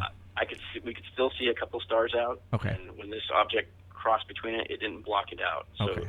to us, it looked like 3 separate objects. Okay. All It right. wasn't one solid thing. Okay. All right. Well, we shall see what Heidi has to say about this particular video, and I remember seeing the video. It was just out on social media, so I remember what video you're talking about. So, all right. Okay. All right. Thank you very much, Mr. Danny, and we'll talk to you next week. All right. Thanks, man. See ya. Bye. All right. That was Mr. Danny Valderrama, our official Bigfoot reporter, who's getting actually way more famous than both of us. So we're gonna have to find a replacement here pretty soon, because that just can't happen. Not so. All right. I'm gonna call Heidi in about 5 minutes. And after Heidi, I will play. We don't usually have this many people on at one time, but it just so happened that Art's coming back on tonight, so I wanted to get Keith on the same night. And David, Paulides, just released 2 days ago his Kickstarter campaign, so I wanted to get him on too as well, right? And then 2 days ago, I had the producer of Destination Truth call me just out of the blue on my 24-hour hotline and asked me for some assistance. And I said, well, why don't you come on the air and pitch your show and see if we can get some more people to email you? And he says, cool. So I got him coming on tonight on a pre-recorded audio interview that I did. And that one's not too long. It's only like 5 minutes or something like that, 7 minutes. And then I have a paper here full of stuff that we're going to talk about, and I'm going to show you as well as far as clips on here. So, last night here in Fresno, California, we had one heck of a thunderstorm. Supposedly it was coming from the Mexico area, and it came this way. And this one was very, very weird. Do you guys remember The Day After Tomorrow? The movie with Dennis Quaid, basically the new ice age and half the United States going into a new ice age. And you remember in Los Angeles when those tornadoes hit and it just went total chaos? That's the way it's been happening here in California the past couple days, you guys. And we got the gist of it last night. 78,000 people lost power last night in Fresno, California, north side. And there were so many lightning strikes.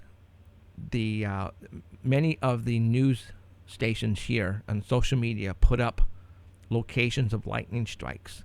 And it was incredible. It was like a lightning hit the ground every 2 or 3 blocks. It's just what? I've never seen anything like this. And a lot of people haven't either. And it was just very out of the ordinary. It's for July for this to happen. It's not the norm. So why are we getting these crazy weather patterns? And it's happening all over, not just us. I mean, it's happening all over. They're saying that we're going to have one of those El Nino years this year. And that we're probably talking at the end of this year. El Nino is going to hit pretty dang hard. And it's cool because we need the rain. The only problem is we don't have the location, the areas to keep all this water stored. We don't have any storage. We don't. So that's why we're in a drought in the central part of California. Weird patterns. Why are we having all these weird weather patterns? And I want to continue with that later on after we talk with Heidi and that small interview. But, and you guys know I've talked about this in the past, and we're going to talk about it again, about September, what's going to be happening in September. Well, I have some more photographs to show you, some things that have happened in the past week that you guys probably are not aware of. I'm also going to give you the schedule of events that are going to occur in September that I think might shed light on some little things, but not everything. To this day, I am still, I still don't know what's going to be going on in September. But there's a lot of hoopla going on the week of September 21st to September 28th. And I want to talk about that. And I want to talk about the things leading up to that. Our military right now are moving, and you're going to hear it again, they're moving equipment out, at the beginning, only in certain areas of the United States, but now it's everywhere. And they're bringing them in on 18-wheelers. They're bringing them in on trains, and they're placing them all over the place. Military's doing training. It's called Jane Helm. And this training that they are doing is mostly crowd control, which is very bizarre. The media is not supposed to talk about it. They have been told nothing on the airwaves. But from what people are talking about and what people are witnessing these military personnel doing in parks, in towns, in cities, are crowd control. And so let's take that and we're going to run with it. crowd control. What could happen here in the United States that they have to activate the National Guard for crowd control. And there is a lot of theories on that we can talk about, and I'm going to get into it. But right now, let's go ahead and call Heidi. Heidi has a lot of stuff. She's been out for a week, 2 weeks, so she has a lot of stuff that she has that's going to be really cool stuff. Like I said, she has the stuff also on the artbell.com website on the homepage. Her name is Heidi Hollis, and the pictures and actual links to the videos are on there as well. So you can really, you're not going to miss out on anything. So let me get a hold of Heidi here real quick. Contacts and call Heidi. Heidi is in Chicago. Let's see how the weather's going in Chicago. Who knows? Hopefully she'll answer here pretty quick. Jeffrey. Heidi. Hey, how's it going? Going good. Going awesome. I was just chatting it up with Alan. He's alive and well. This is awesome. Absolutely. He's on chat right now, chatting with everybody, and probably putting up a hissy fit because he's not here right now. Yeah, he's keeping an eye on you, though, so this is a good thing. Well, yeah, good. Good. All right, so Heidi, let's tell everybody who you are. Oh, gosh. Get your magic 8-ball out and just shake it and ask a question. That's me. I'm just kidding. No, I always like to say that I'm someone who's just experienced a lot of stuff. So I'm someone who's been there, seen that, experienced it, freaked out, found some answers, wrote about it, got over it, and now I'm trying to help others do the same thing and understand this crazy world of ours, Jeffrey. So I invite everybody to go check out my main website, which is HeidiHollis.com, HeidiHollis.com. And feel free to check it out. Shadow People, Hat Man, that's my thing, but I also cover everything. Jesus encounters, Bigfoot. I love Bigfoot. I think Bigfoot's a cool topic. Absolutely. And I also invite people to write me with their odd experiences and do my best to give some honest advice without psychic powers. So write me at oddadvicehh@gmail.com. So that's about the gist of it. Oh, and I have to put out there, too, I am trying to help bring to light a new project that will highlight those who have experienced night terrors. So this means, yeah. So, the Shadow People, Hat Man, hello, they love to get people when their guard is down. So I'm been trying to, let people know that this is a reality. This stuff is going on. And, yeah, somebody is trying to pull together a project. I'm, of course, ecstatic to see that somebody would do such a thing. So if you're somebody who has ongoing, night terrors, nightmares, sleepwalking, sleep paralysis, all that good stuff, feel free to write me at dustoutlander@gmail.com. You know that's our son, right? Your son, oh, that's right. Right. He's night terrors like you wouldn't believe. It's scaring us to the point where we think he's looking into the future and see what's coming. Ooh, that's what he's describing to us, man. Holy smokes.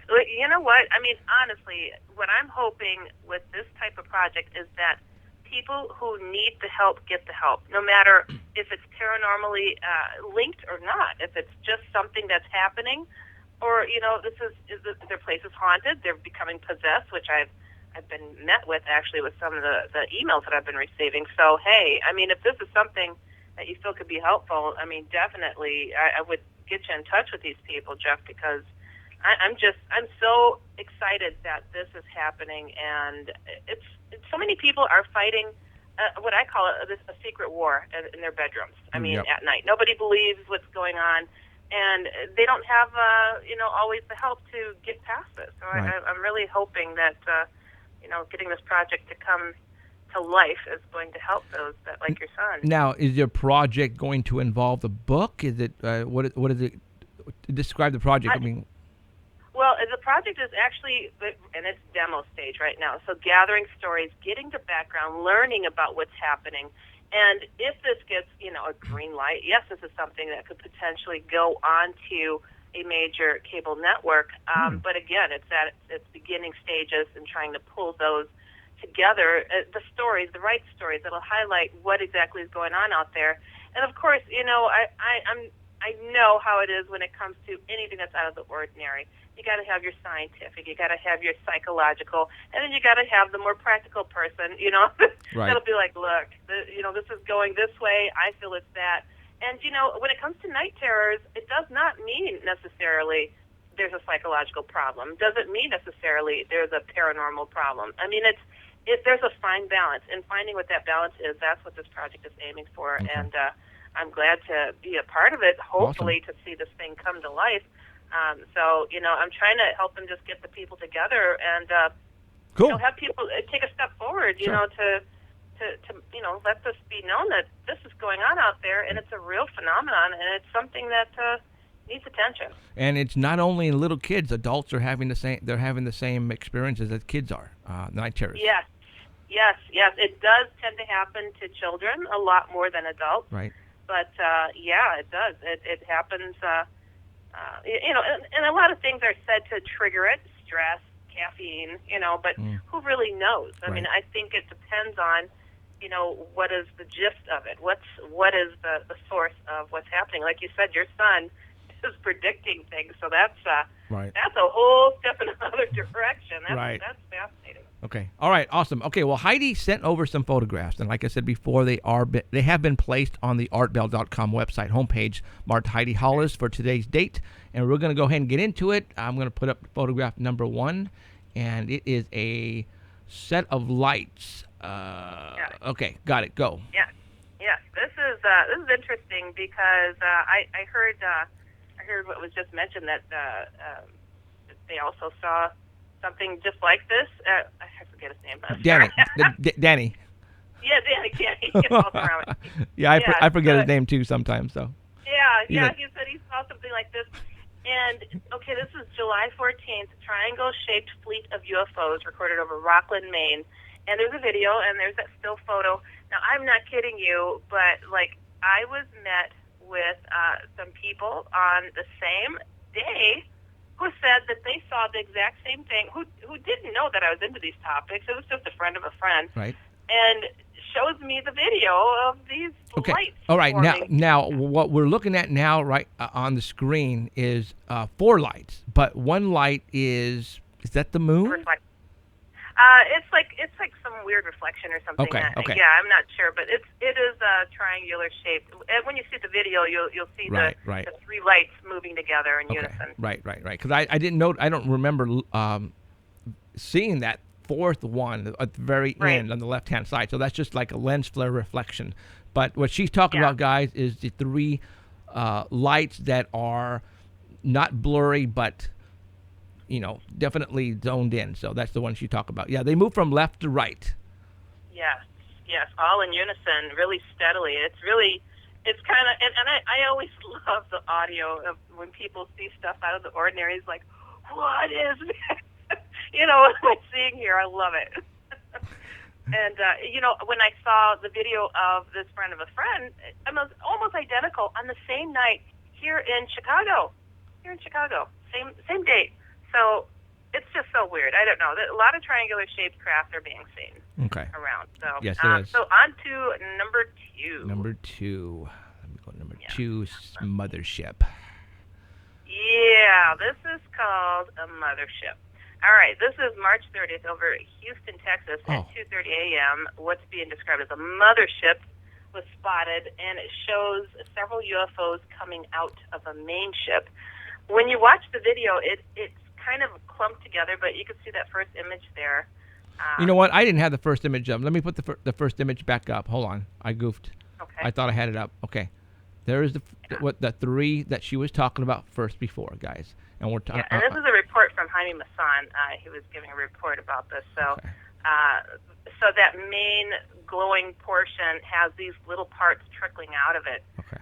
Which and they're kind of shifting around. It's really kind of a really, really cool video, honestly, to watch. And when you look at I don't know which picture you're looking at. You see, what happened what happened, Heidi, is the first picture I didn't have up. So I went back and I placed it on there really quick so people could have an idea what we were talking about. So now I'm back to the second picture of the mothership. Oh, okay. The one that's white and black, where with the writing that says the objects were shifting position. This is an absolute separate UFO sighting. Uh-oh. So So picture number 2, and then picture number 3 go together. That first one was a video of a triangular shape. This one's totally different. Okay. So which picture shall I have up right now? So that one there, picture number 2, picture number 3, those two go together. Okay. So I had number 2, so now number 3 is up. Yeah. Okay. So this is the same one that's over Texas, Houston, Texas at 2:30 a.m. And they put this interesting filter on there to show some of the energy that surrounds the object that was seen. In the video link that was placed up on the website, I will get to that one. Okay, there we go.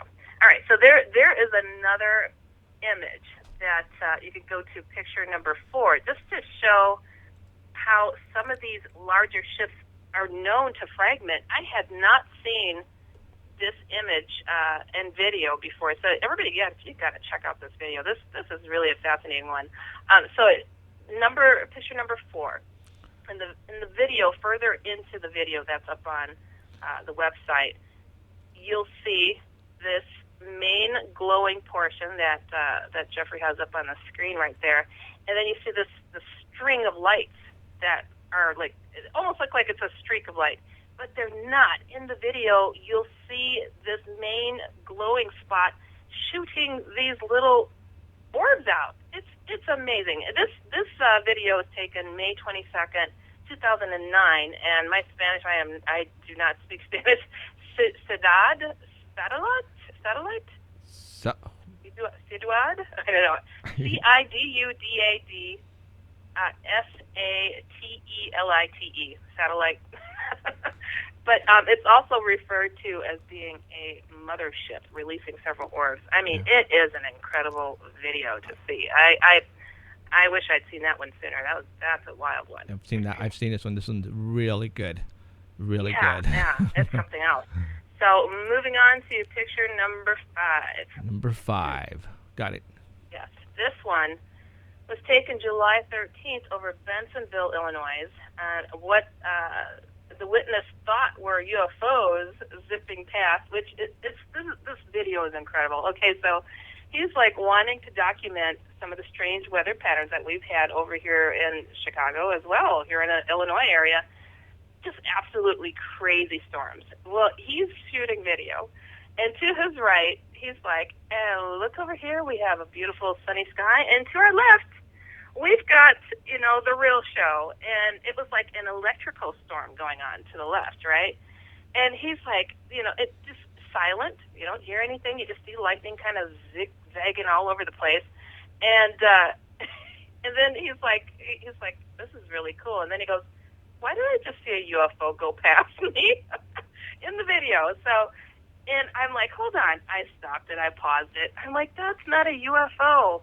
It's a rod. Jose Escamilla, come on now. This is all rods. There were 2 rods that shot through this video, and that first image there is one. I mean, it's a big one too. Wow. And they seem to be responsible for the electrical anomalies that were going on, because it was just wild. It was just wild. When you go to picture number 6, the next picture. Number 6. And again, everybody, this is also on the Dark Matter Network. The Dark Matter Digital Network at artbell.com. These pictures are on there right now, and the links for the videos. If you are listening to us at the artbell.com website, you can go there and catch up on what we're talking about. So we're going to picture number 6, you said? Yep. Okay. And picture number 6 shows the very beginning of this one. Well, I think this is the UFO he made a comment on, like, why did I just see a UFO pass me? So you see the beginning of this tiny rod, and when you progress to picture number 7 and then picture number 8, you'll see this rod just totally come into view. It's just like shoots down, swoops up towards the camera. So go ahead and click on through them because, wow, it's amazing. I actually forwarded the video to Jose Escamilla to let him have a look at it. It was an absolute wild video to see. I love the comments that the guy is making too. Oh, why did I just see a UFO zap past me? But I'm like, it's a rod. Oh my gosh, there's 2 rods. That's really cool. I mean, these rods are not little things sometimes. I mean, I don't know. I always would think in my head, oh, rods are these little things like the orbs that people see, but these are some big mothership rods or something.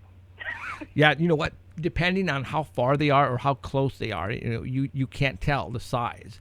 But yeah, I don't know. I really don't know how big these are. But I saw the video, and I remember the guy goes, "Didn't I just see a UFO?" That was funny.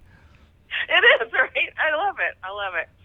All right. So, all right, now going on to this next one. Now, I got your message on Facebook, and there's a couple other people that have commented in regard to this, because I wanted to get a little public opinion on this, because it is just so extraordinary. Yes. I don't know these group of guys that have posted this video. Right. And these pictures. And it's so hard to know, what the heck is going on out there in the world anymore, because people are able to fake so much. Yes. So, again, I don't know. I'm just putting it out there. If it's a hoax, so be it. And I don't know, but I'll just put the story. Okay, so yes, go for it. The first picture, June 29th, over El Paso, Texas, at about noon. This fellow supposedly stepped out during his lunch break and saw this beautiful array of clouds. It was just kind of a crazy ensemble, and he decided to take a picture. And he didn't see anything initially, but then he saw this black spot, and so he kind of paid attention to it.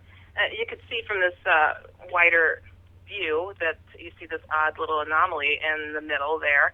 And now, supposedly, these pictures were first submitted anonymously, and now a name has been put attached, Walter C. Lance.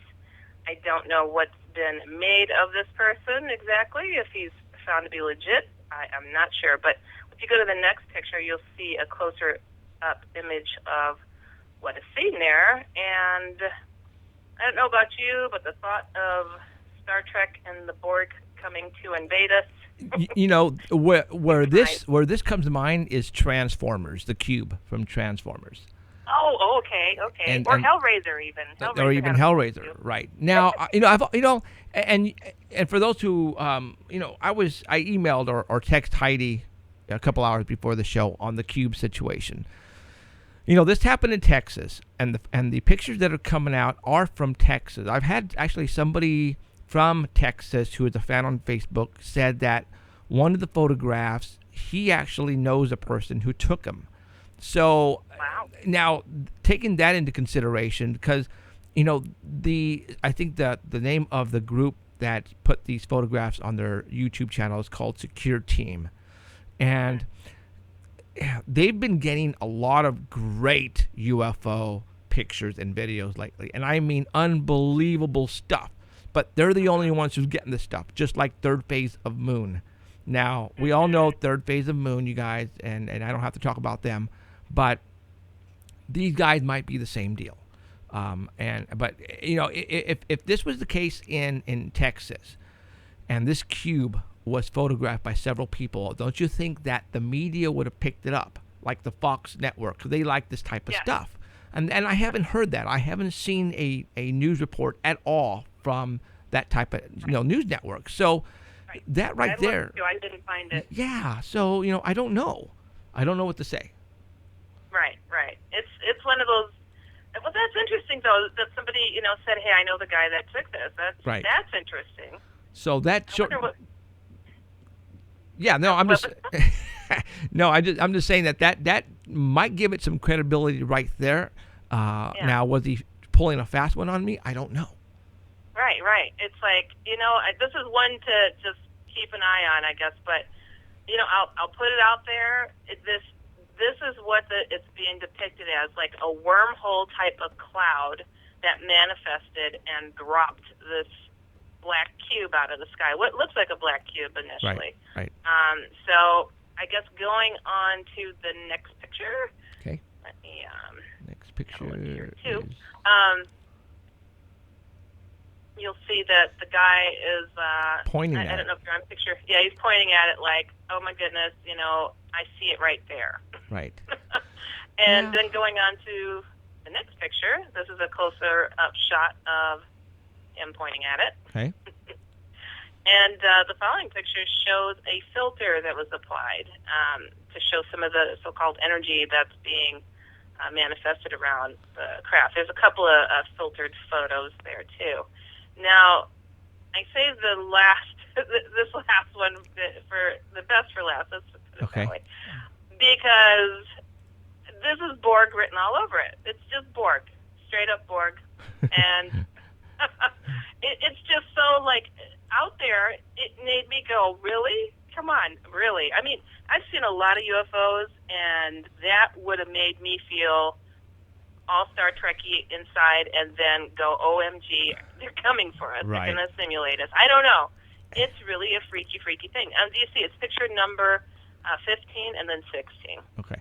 Now, taking that these cubes were filmed in Texas, that it happens to be one of the locations where our military is doing some training right now on Jade Helm. They're setting up shop all over Texas. Is one of the theories among the conspiracy theories that are talking alien invasion or alien they're gonna pretty much come out and say, hello, we're here, and Texas happens to be one of the places that's supposed to happen, hence these great cube videos coming into, you know what I'm saying? So I don't know, can this be some real stuff here? I don't know.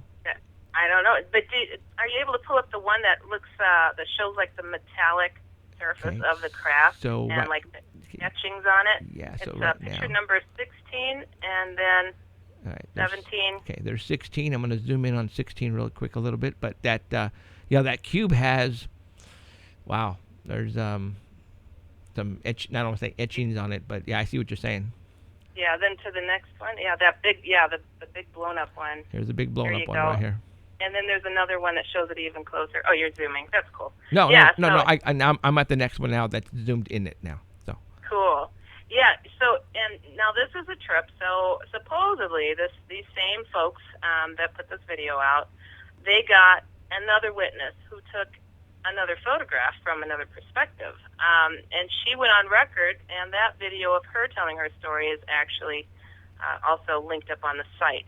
And so if you go to that next picture, the one that's kind of in blue of the cube, this is supposedly from her perspective and what she saw. That shows even more of the etchings on the side of this odd-looking craft. That's freaking Transformers right there. That's the cube. That's that's freaking cube from Transformers. I swear that's what it is, man. And again, what have I been telling people, that there are hints in these movies, and expect to see something in the near future that resemble this. And look what we're looking at. I mean, is this for real? I know. It's like, if this is real, this is some serious stuff here. I mean, my goodness. I don't know. It's wild, and this is what makes me, wonder too, because I have seen bizarre UFOs. I saw a diamond-shaped UFO before I'd heard of anything like that before, and it was like, I got the scratched heads. Like, what are you talking about, Heidi? I'm like, no, really, I saw a diamond, but luckily I had other witnesses with me too. Right. But it was like off the books. Nobody had seen such a thing, so you just kind of wait till somebody else does out there, and. So when I hear about these cubes, supposedly there's been other cubes photographed. One over Antarctica not so long ago, and some scattered ones here and there. So there are some cubes out there, but it's a bit rarer. But right. I don't know. Yeah, but cool stuff. I've got one good email that was sent in directly to oddadvicehh@gmail. If you got time. Yep, go for it. You're on. All right. So, okay, this one. It's interesting. It says, "Dear Heidi, hope you are well." Well, I'm getting over bronchitis. I don't know if you will read this. I'm reading it, but I have hopes that you will because of my experiences, especially of the lava man thing. You're going to love this, Jeff. All right, go for it. it has me looking for answers. First and foremost, my Hat Man story is fairly innocuous. Okay. I can't pinpoint the exact date, but it was the summer of 2007 at about 10 a.m. Okay, I was taking my friend to the Chicago area for a girls' day, and we were traveling on Highway 30 east in Illinois. I was driving, and we were talking, and then up ahead, about a quarter of a mile, I saw something walking on the south side of the road. Didn't think much of it because I thought it was a guy walking on the side of the road. So my first thought was, I'm going to have to get over this guy. As we approached, we both stopped talking. As we passed, we both look over to our right shoulder, and then I looked in the rearview mirror, and he was gone. I said to my friend, did you see that? And she said, what did you see? And I said, Zorro. Zorro? She said, yes. Yeah, she said Zorro. You know, believe it or not, a lot of people say Zorro. It's kind of funny. You know what? And you know what? It's because they have never experienced anything like that, so they have to think of the next, you know, what it reminds them of what it reminds them of. So yeah, I mean, Zorro. For sure. She said, yes, an all-black figure with a cape and a hat. And she goes, this is my hat experience. A dark-as-night figure walking on the side of the road in broad daylight, creepy as all get out. So this leads me into another experience on that same highway with my sister. Fast forward to spring of 2011. My sister and I were coming home from our parents' house, heading west on Highway 30. I remember it was springtime 2011. My mom was really sick. She had cancer, and we were talking. Let me preface this by saying my sister is somewhat of a fuddy-duddy. Yeah, take a swipe at your sister. Meaning if she doesn't want to do something, you're not going to get her to do it.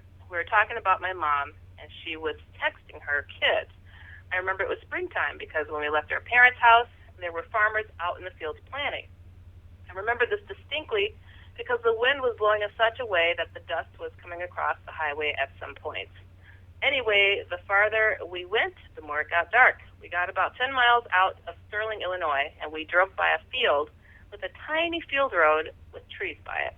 And I said to my sister, did you see that? She said, what? I said, the thing that looked like a burning bush next to that tree. The thing about this that strikes me as odd is the fact that my sister said, go back. So I turned the car around and we drove back east. However, on the way back, we didn't see anything, so we dismissed it. After turning around, going back west, she looked over and there was this thing in the field north of the road that looked like it was on fire. That's when it got weird.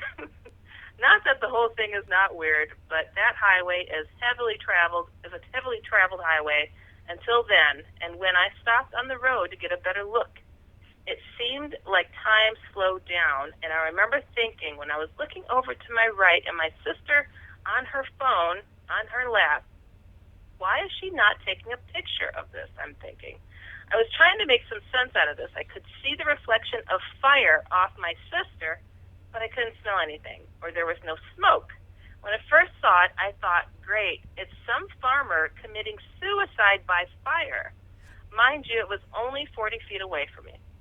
After about a minute, I said to my sister, okay, I'm going to see what this thing is. So I pulled forward and turned slightly to enter the field road, and she started freaking out, saying, no, no, no, go, go, go. So I went. I know you have probably heard of a lot of weird stuff, but my question to you is, have you ever heard of such a thing? I've tried to research that highway to see if things have happened in the past, but can't find anything conclusive. Why I call the thing I saw Lava Man is because if you have ever seen lava roll and spread, it gets black and then cracks, but you can see the orange and red underneath. That's what it looked like, only in the shape of a man. I know how crazy this sounds, but I saw it. My sister also saw it, and it has bothered me ever since. I don't blame you. I guess I have chalked it up to the particle bangers. She's LOLing. And then she goes, Fermilab, CERN, and windmills creating a vortex. I don't know. I have never heard anyone talk about anything like this. If you have, can you please respond? Sincerely, Suzette. Boom! How about that? That's a new one.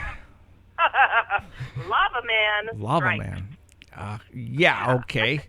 I mean, You've heard of crazy things out there, so I want to hear your take first. Jeffrey. I'm sounds to me like a cartoon antagonist superhero against the Superman. That's what it sounds like to me. You know, yeah, something that you can see in a cartoon, a lava man. You know what I'm saying? I mean, that's Right. just, I don't know. That's the first time I've ever heard that. What is it, demonic? I mean, I have not heard of this before. I have not. I mean, it sounds demonic, but maybe perhaps somebody had committed suicide or had burned to death in that area, and, you know, they're just reliving their death. You know, Right, it could right. be something like that. Honestly, that's probably the best thing I could think of, but the way that she described the lava, how it cracks and you see the red underneath and parts of, you know, particles falling off and not smelling anything. I mean, that is just, Wow. that is the most bizarre thing I've heard in a long time. Right. I have never heard of somebody describing what you just read. Never. Yeah. Where's Alan? Come on now, Alan. He's like, it's a demon. I know he's thinking that. No, I'll just put that out there. I'm pretending to be Alan. It's a demon. Because Bigfoot on fire. There you go. Oh. Maybe their skin burns differently and it cracks. Yeah. And it's I don't smoke. know. I'm sorry, Suzette. I'm at a loss. Watch the Lava Man reports just pour in after you put this out there. For all we know, honestly, after I put shadow people out there and the Hat Man phenomenon out there, I mean, it just flowed in. And, you know, I thought I was the only one. And then to, you know, thousands of emails later, I am still being shocked by some of the stories. So, honestly, after sharing your story, I wouldn't be surprised if somebody has experienced something like this, that they will come forward and share. So thank you for being bold enough to share such a story. That is a doozy, which is, you know, I believe you. You know, gotta believe your neighbors Yeah, at absolutely. some point. So thanks for sharing. That was a wild one. That is, Wow. like I said, I've never heard of a story like that at all. Never. So Yeah, that's the first one for me. So wow, cool beans. Okay. Well, Jeffrey, that's what I got for the evening. Awesome. And again, I want to invite everybody, if you have night terrors, sleepwalking, and sleep paralysis, all that good stuff, please write me at dufoutlander@gmail.com, DAFoutlander@gmail.com, and hope to get some help to people and some attention to these topics. So. Absolutely. So, all right. Thank you, Heidi. And again, Heidi's information and the pictures and video links that we have been talking about tonight, if you're on the artbell.com Dark Matter Digital Network, you can go to the homepage and review them again if you want. So, all right. Thank you, Heidi. We'll talk to you next week, okay? Thank you. Thank Good you. night. See ya. Okay. Bye. All right. That was Heidi Hollis. Okay, let's go ahead and get into it now. I have, like I said, a bunch of stuff that I want to talk about. We have talked about the stuff that is happening now and the stuff that is going to happen in the near future. Now, what the heck are you talking about, Jeffrey? Well, the month of September 2015, this year, in about 3 months now, July, August, September. Yeah, we're almost there. A lot of people are saying that some crazy stuff is coming our way, and that's one of the reasons why our military is involved in the Jade Helm. Is one of the reasons why they're placing military vehicles all over the United States, in several places around the United States. And matter of fact, I wrote down where Jade Helm was supposed to take place: Texas, New Mexico, Arizona, California, Nevada, Utah, and Colorado. All right, let's talk about September. Now, you guys are probably going, where did you hear about September? I started hearing about September about a couple of months ago. And there's a week in September that they're talking about. We're talking about September the 21st through the 28th. All right. So what I'm going to do right now, real quick, is I'm going to put up a snapshot of a schedule that's supposed to be happening in September, and I want you guys to read it. Okay. In September, The Pope is coming to the United States of America in September. Well, big deal. Who cares? Well, all right. Let's talk about the Pope. He's going to be coming down to New York, and he's going to be actually be doing some things that have never been done before, or from what I understand. September the 23rd.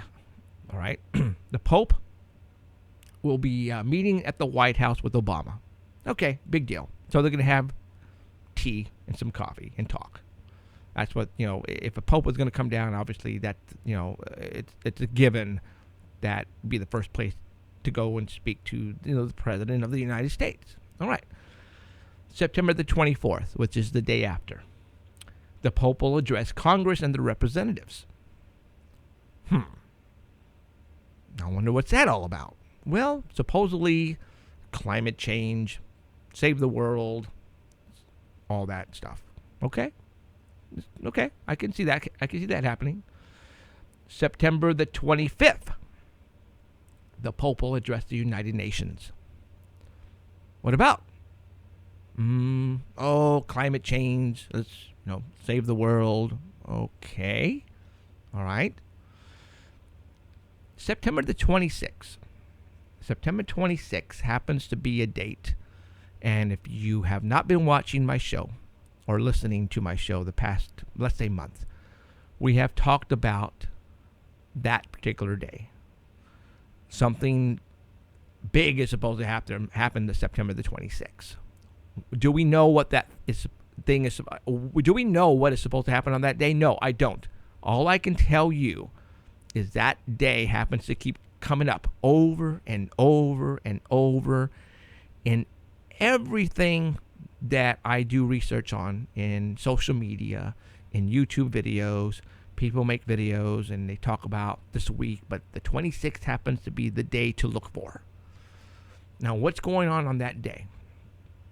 In the United States on September the 26th, there just so happens that there's a lot of festivals happening on September the 26th in the United States of America. Festivals. What kind of festivals, Jeffrey? Music festivals. Like an example. Oh my gosh, the name completely spaced. Anyways, okay, big concert festivals, all right?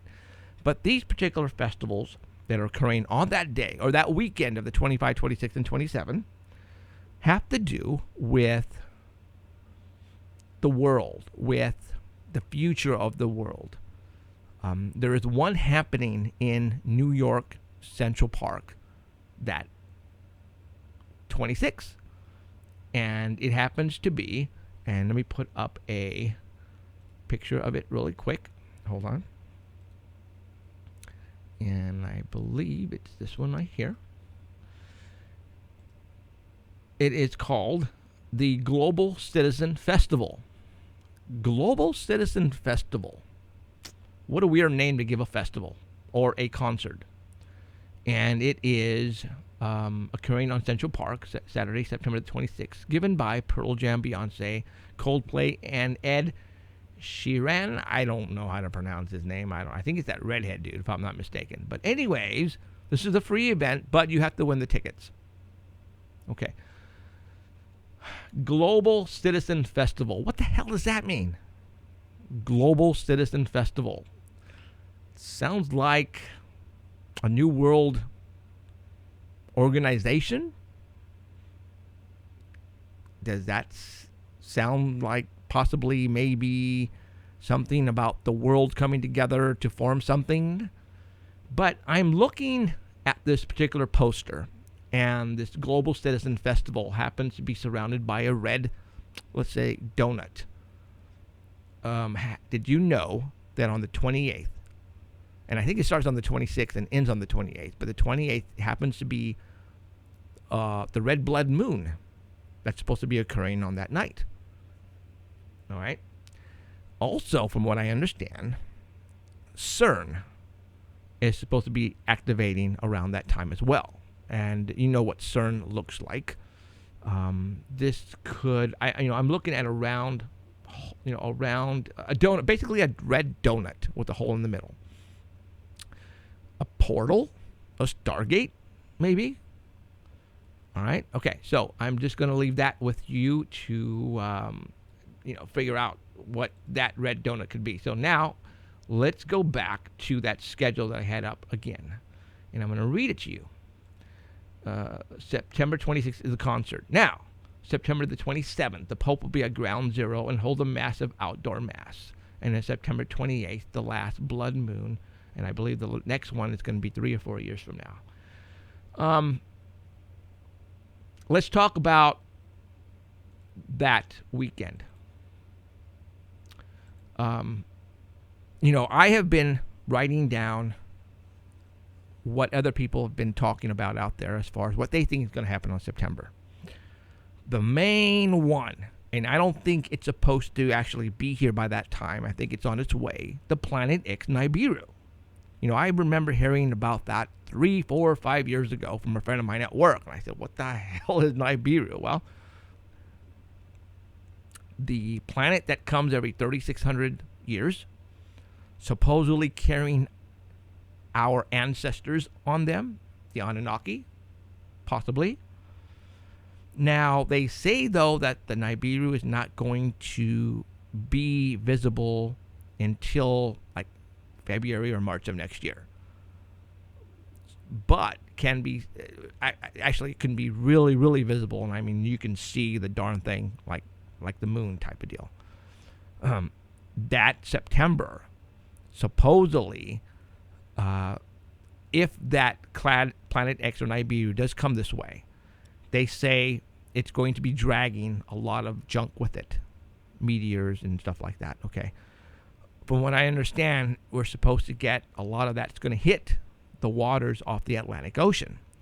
And my sources have been telling me, look out for a possible hit in the Atlantic Ocean. And a lot of people were saying that Puerto Rico is going to get wiped out, and whatever's going to hit in the Atlantic Ocean is going to cause a tsunami and wipe out the east coast of the United States. What? Well, that is one of the theories. All right. Now, let's take that theory and let's run with it. Okay, if that's going to happen, let's just say, for all those who are listening on the East Coast, I am not trying to scare you, but I am telling you what noise is coming out on this week of September, and I'm going to give it to you. All right? I'm not making any of this up as far as trying to scare you, because I am telling you what other people are talking about, and everybody's talking about it. All right?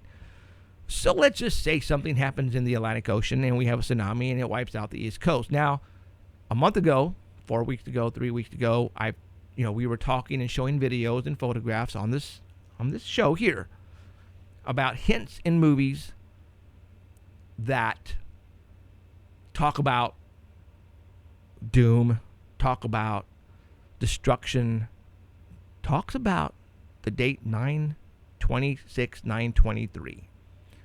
And those dates keep coming up. And it happens to be coming up, those dates, in movies that have meteor impact involvement. Big planet impact involvement. Those are the dates that are coming up. And if you want to know what I'm talking about, then go back to our archives. You can go to Paranormal Central at the YouTube channel and watch our past 4 weeks, and you'll understand what I'm talking about. Or you can go to our live stream. And for those who don't know, we are broadcasting right now Sundays at 6 o'clock p.m. to 9 o'clock p.m. Pacific time every Sunday. And you have 2 ways of catching us live. Either if you want to see us, because we are broadcasting on one hell of a studio that we built especially for you, live HD quality, then go to paranormalcentral.net. That's our website. And you have 2 ways of clicking over. You can go to live stream, and you can watch us live Sundays from 6 to 9. Or if you don't want to watch us, and if you're on the road, or if you are working, you can get the app, the TuneIn app, at the artval.com website, and you can just listen to us. No sweat.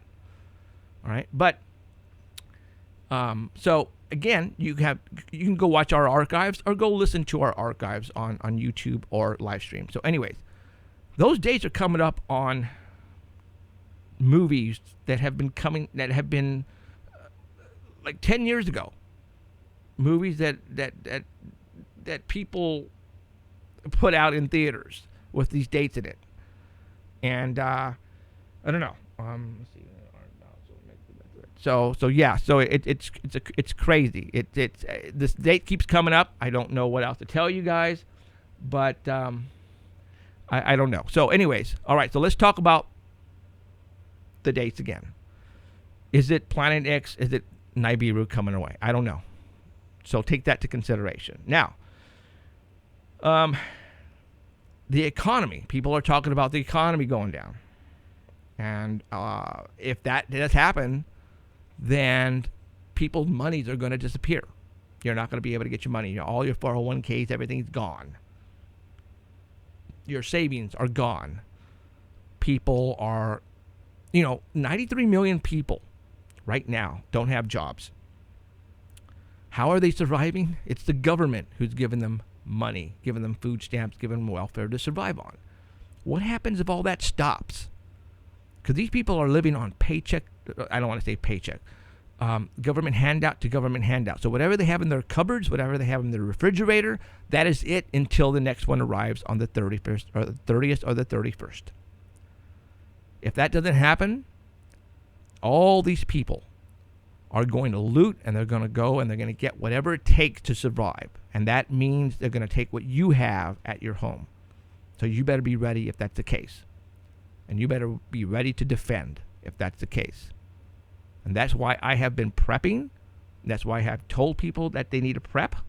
As a matter of fact, this past week, I was notified by a Facebook friend, Megan, and she said, hey, I was just at the Winco. Oh, do I have that up? Yes, I was at the Winco at Ashland and Peach. And let me put this up. And they have MREs for sale. But these are not in the full packaged. These were actually open packaged. And then what they did is they spread them out. Because usually on an MRE package, military food supply, they usually have something to drink, the main course, like a brownie or a cracker and all that. So I'm going to tell you what you're looking at right now. You have a pouch, a water pouch, and you have some chili, you have a main course of pasta, beans, you have a brownie, you have a cracker, and you have cheese spread or peanut butter spread. And you can buy each individually. And I'm thinking maybe that's why they did it, because the Winco, it's a very cheap, and I don't want to say cheap, it's low-cost foods.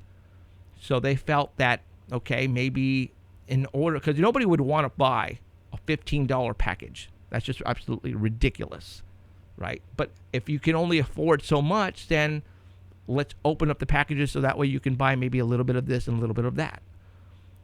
So this was at a Winco, guys. They're selling MREs at a Winco. Did I go and get some? Yeah, you bet your life I did. I'm not going to tell you how much I spent, but I did grab a lot. That is going to be in our bug out bag. I had it. I was, people were making fun of me purchasing MREs.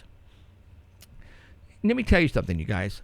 The reason why I do this, because I feel that we're here for a purpose, and that's to inform you of things that are happening or things that are going to be happening in the near future that you don't know about. You guys who are listening out there have lives, and so do I. But I have friends that help me look for stuff like this. All right? And then you guys have your family, you guys have your jobs during the day, you guys wake up in the morning, you guys take your kids to school, you go to work, you come home, you have dinner, you pick up your kids, switch that around, and you watch TV, have the kids have do homework, and you watch a little bit of TV, and you go to bed, and you do the same thing over again the next day. Well, there are things going on out there that I think I need to tell you about. And that's why I'm telling you about what's going on at Winco. They're giving MREs. Now, take that and put it with the military Jade Helm, the September week connections, possibly. Okay, I've never seen MREs in a Winco or any place else like that ever. Why now? Is it a coincidence? Well, in this field, I find that there are no coincidences at all. This is there for a reason. Okay, so I am telling you that there are MREs at the Peach and Ashland Winco in Fresno, California, if you want to get some for a bug out bag. What is a bug out bag, Jeff? Well, a bug out bag is a bag, a duffel bag, a very small suitcase. Let's say you are home or you are at work and a major disaster occurs around you, an earthquake or whatever, and you have to somehow get out of town, go someplace far, and do it now. Do you have time to go home and pack, find the necessities you need, and then get out? That's going to take some time. Why not already have a bag ready to go with a couple of changes of clothing, with some food, water, a weapon, flashlight? All right.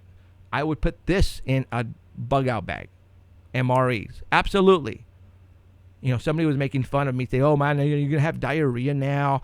The food tastes awful. What I would do is I would put rice and beans in a plastic bag, which is fine if you have time to stop and cook it. But if you don't, then you need something that you can eat while on the run or when you're driving away someplace far. This is what I suggest. If not, then if you have food in the cupboard like canned goods, tuna, whatever, that's also great too. But I'm giving you different options here.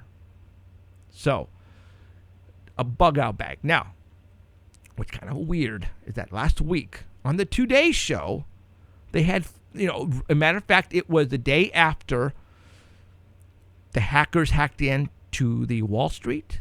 The hackers hacked into the United Airlines. They had to shut down the United Airlines flight terminals because of the hackers. You guys remember that? Several things happened that day. 4 or 5 things got hacked. So they say it was hacked. So they were talking about it on the Today Show. And I remember it was the three ladies and the one guy. All right. The one lady on the left, she was the black girl. She was saying, well, I have a bug out bag and it's, near my door. And they looked at her and the guy started laughing at her.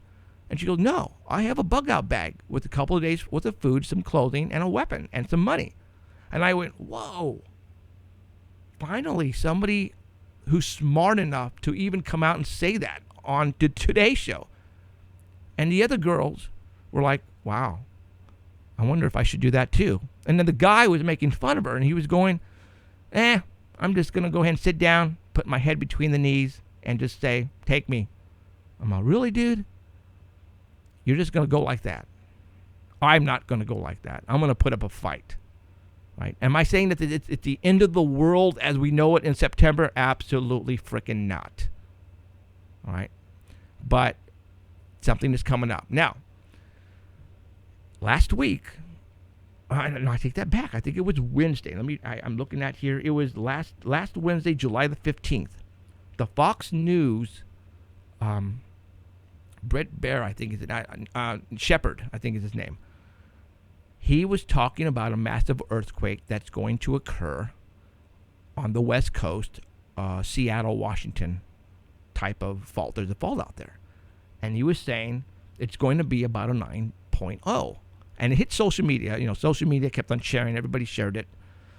And people were going, look it. They're trying to do scare tactics on people and they're scaring them. Let me tell you what happened and I wrote it down here. Let me tell you what happened. Where'd I go? Well, a couple of days before, something happened on the Today Show again. A ticker appeared at the very bottom stating that a 9.0 earthquake just occurred at the Bay Area. Swear to you guys. A 9.0 earthquake occurred. It was a ticker at the bottom of the Today Show on July the 10th. It was the July the 10th. Now, somebody sent me a photograph of a snapshot. CNN ran the same ticker. Same day. breaking news. A major earthquake just hit the Bay Area, 9.0 on the Richter scale. CNN ran it as well on the same day, July 10th. And then on July the 15th, the Fox News came out with this telling everybody about a earthquake that will occur on the West Coast, usually on the North Pacific Northwest area, knocking out Seattle and Washington completely gone. And it also goes down to the Bay Area. Now, don't you find that coincidental that on July the 10th, you have the CNN Today Show running a ticker at the very bottom that says, major earthquake just occurred. What? You don't believe me? Okay, let's go ahead and put up I'm putting up right now the one that hit CNN. 9.0 earthquake hits Bay. Again, if you want to see let's see, do I have the one for the Today Show? Oh, look at this. I do. There's the one that says the Today Show right now. Massive 9.0 earthquake hits the Bay Area early this morning around 5, I think that's a.m., and it's at 7:44 they're running this ticker. This happened on July the 10th. You guys, no joke. Massive 9.0 earthquake on the Today Show. They're running this ticker. It just so happens that it occurred also on the CNN network, and they were running the same ticker. Now, obviously, I think they're owned by the same network, or were they running a test? But on July the 15th, Shepard Smith of the Fox Network does a 7-minute or 9-minute long thing, information on an earthquake, Pacific Northwest, which includes the Bay Area as well. Coincidental?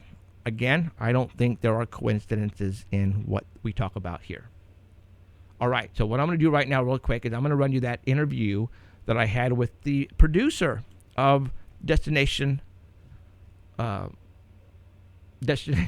Truth.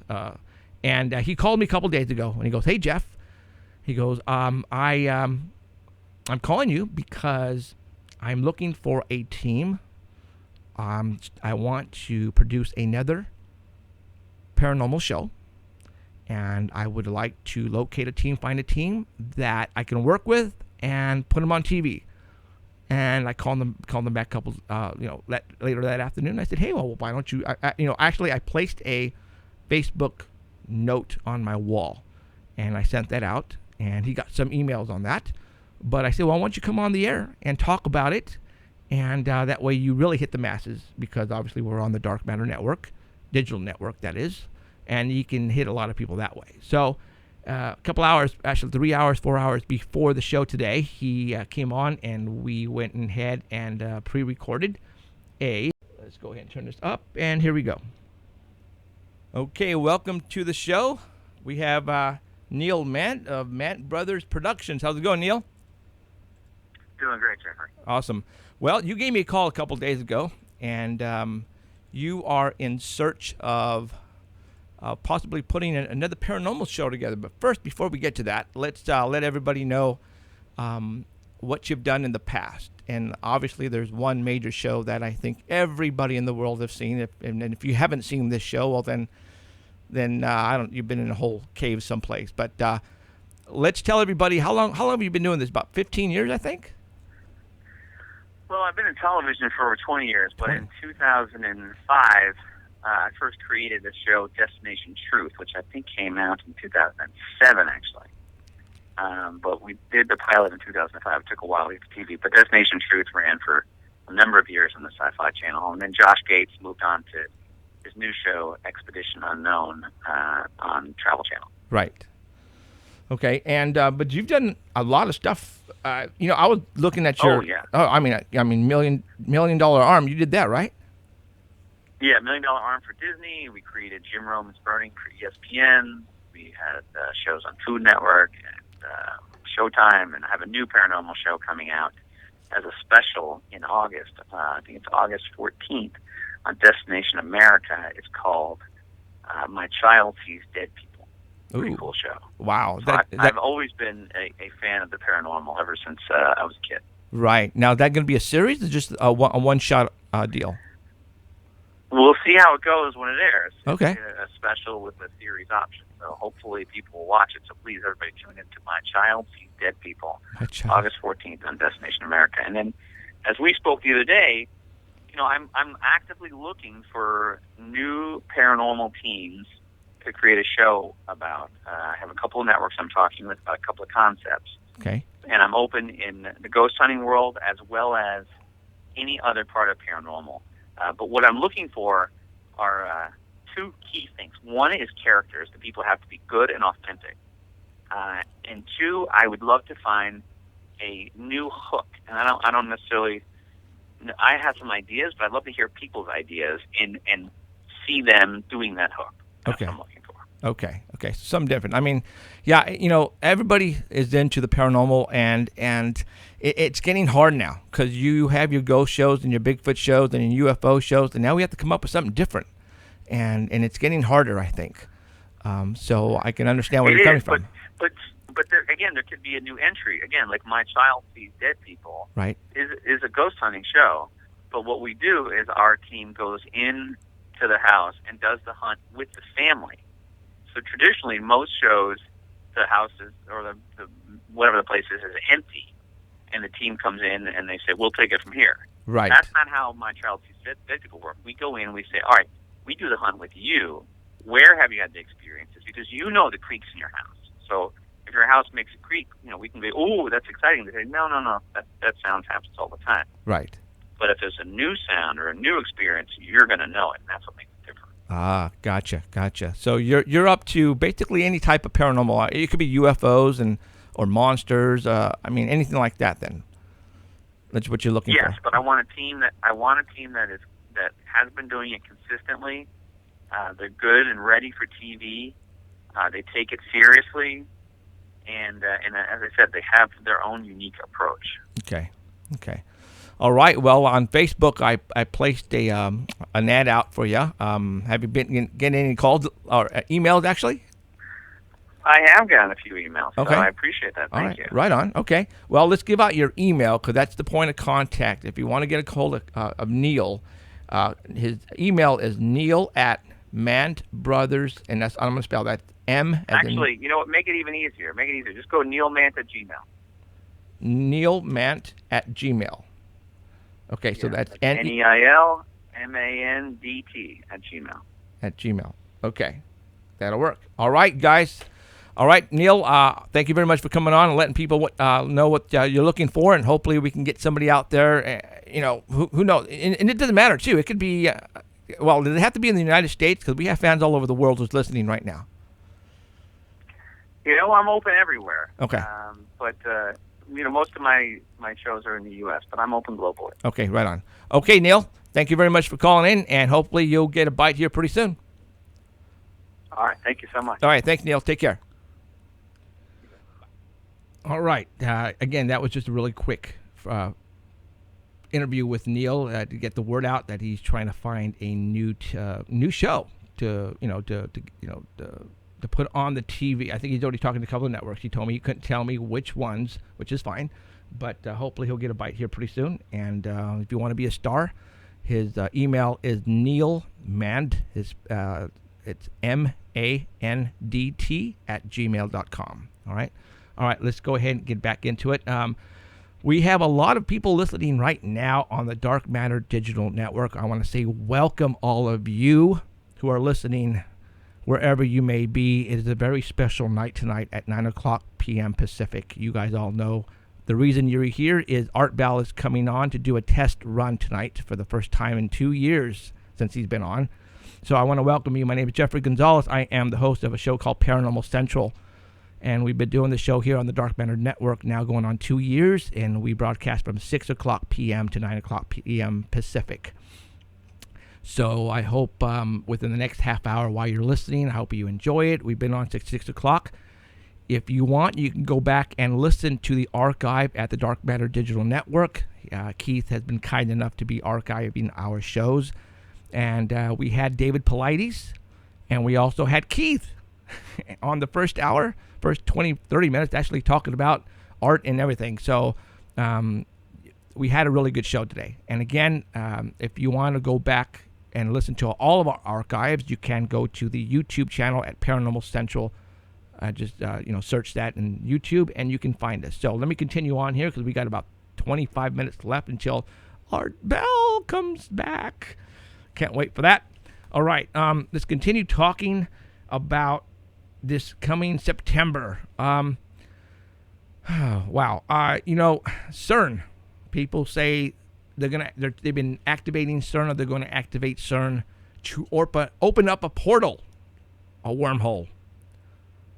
Are they trying to let something in? Something evil? That is one of the theories out there, that they are trying to open up a portal and evil is going to come in, and that's what they're doing. God, I hope not. I really hope not. Is that the case? I don't know. But what I'm doing is I'm giving you guys the heads up of what I've been hearing on the internet and in my sources. Okay, so it might sound absolutely ridiculous, and it does. But this is what we talk about. This stuff about it's ridiculous that you can get monsters. We talk about monsters here, guys. All right, Paranormal Central. We talk about everything: conspiracy theories, monsters, Bigfoot, UFOs, ghosts, fairies. And we talk about gnomes. We talk about all that great stuff here. And don't let this scare you, but we talk about religion. Why? Because in the Bible, they actually talk about UFOs. They talk about Nephilim, giants. They talk about all that stuff. So we incorporate all that here. All right? A lot of people don't do that, but we do here. Okay? So let's continue on. Yeah. You know what? I'm going to show you something really quick. And again, for those who are listening at the Art Bell Network, I apologize, but we show a lot of stuff on my show, and because we do live video feed, HD quality. Robert Dean, a UFO researcher, put out some UFOs that the Russians, some files that he put out, that the Russians put out. So he put out a video, and there was this one particular snapshot that I'm going to show you right now that was taken from the ISIS.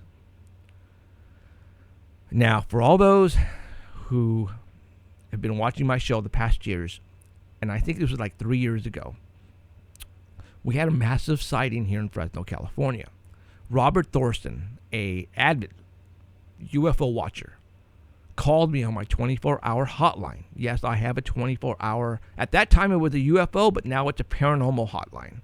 And he says, Jeff, go outside right now, look up at this part of the sky. You tell me what you see. And I ran outside, so did my wife. I got my binoculars, and I saw something.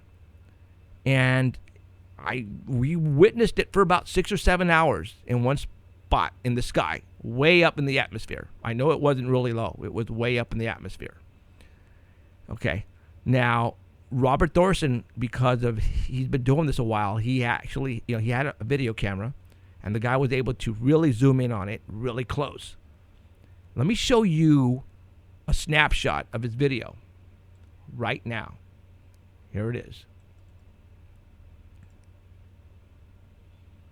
Okay, this is what was off the video. Do you see a resemblance of the, and I'm going to say UFO, unidentified flying object, because that's what it is. I'm not saying it's Martians from Mars or Uranus. It's a UFO, frickin' UFO. All right? This is what we got over Fresno. And I'm not saying, when I say over Fresno, in the line of sight of the people in Fresno, because this thing was in the atmosphere. How do I know that? Because we witnessed 7 large airplanes flying underneath this. And several of them started to drop chemtrails underneath this object. Because people were calling me, going, do you see what these planes are doing? They are trying to cover up so you can't see this thing in the atmosphere. And we went, wow. I got a call from NBC. I got a call from KMJ Radio. Blake Taylor actually went out and said, dude, what is it? I see it. I'm going, dude, I have no idea. So let me put back the picture from Bob Dean from the Russian files. Is that crazy or what? pretty dang close, isn't it? Depending on how far and how close you are. Wow. This is the kind of stuff we're getting here in Fresno, California. As a research team, you guys, for those who are listening on the Dark Matter Network, I'm just not in a talk show. I have a team. I've been investigating the paranormal for over 13 years. The Sanger Paranormal Society. You might have seen me on Chasing UFOs with James Fox and Aaron Ryder in the Fresno area. You might have seen my co-host Alan, who's not here, on Finding Bigfoot. College Humor did a skit on me. We've been on news all over the place. We are investigators, so we bring you some cool stuff here that we're showing you. So I hope you go back and watch the archives if you're listening to us right now at theartbell.com, because we have some cool stuff that you need to see. All right, so let me go back right now to my desktop and see what else I have. Okay, I'm going to show you a picture from Pluto. You guys know that I don't remember the name of it, but our satellite has just recently flew by Pluto. All right, I'm putting up a picture right now. Excuse me. Now, is that crazy or what? That's an actual photograph on the left-hand side of the planet Pluto. And if you look on the right-hand side, somebody grabbed the animated Pluto dog and placed it on the planet itself and said, hey, look, Pluto, there's an image of Pluto on Pluto. Really? Are you freaking kidding me? I see it. Do you? Yeah. Is that a coincidence? That's telling me that somebody is having fun with us. And when I say with us, the human race. I mean, what are the odds of a planet called Pluto and all of a sudden you see the friggin' dog's image on the damn planet? That's telling me that ain't an actual photograph of Pluto, to be honest. That isn't. That can't be. I mean, come on. What are the odds? Really? Yeah, and I'm sure for all those who are listening right now on the artbell.com website, probably are on Facebook and have seen the photograph in question. Because if you guys are watching or going to listen to Art Bell tonight, then you guys know probably exactly what I'm talking about. Yep, that's crazy. Yeah, do I believe that's an actual photograph? I don't know. I really don't. I don't. All right. So, yeah, where are we at here? Oh, God, we got about 12 minutes left till the Art Bell returns. Okay, right now what I'm going to do for the people who are listening on the artbell.com website on the Dark Matter Digital Network, I want to welcome all of you who are tuning in and getting ready for the return of the man. Art Bell is probably the person who has put me in this position where I'm at right now. Without him, I don't think I would be investigating the paranormal. You guys are probably in the same boat as I am. I mean, who out there remembers at 10 o'clock turning on the AM station and dimming down your lights, whether you were in your bed by yourself and listening to Art Bell for 4 hours, from 10 to 2, sometimes 10 to 4 back in the days. And it was me. I was there. And he got me going to investigating the paranormal. I started a group called the Sanger Paranormal Society 13 years ago, and I've been doing it ever since. And the reason why I'm doing this show is because I was acquiring so much great evidence that I wanted to show all you guys out there. And the only way to do it was to do a show like this on video, which I did. And then Keith Rowland got a hold of us 2 years ago and said, hey, I started this Dark Matter Network thing, and I want you to come on board. And I said, heck yeah. And I knew this day would show up. I knew this day would come, 2 years after the whole satellite radio incident. But actually, it happened really quick. I think it got here really quick. Now, to a lot of people, maybe not, but, I've been doing this for a while. So, we've been investigating the paranormal, monsters, Bigfoot. You guys, we have some great stuff. You guys all remember hearing about Bigfoot leaving impressions on a window, well, that was us. That was my truck. And yes, I still have the windows of that incident preserved in a case. A lot of things, Monsters and Mysteries did a episode on us and the windows. If you guys happen to have witnessed that, that was us.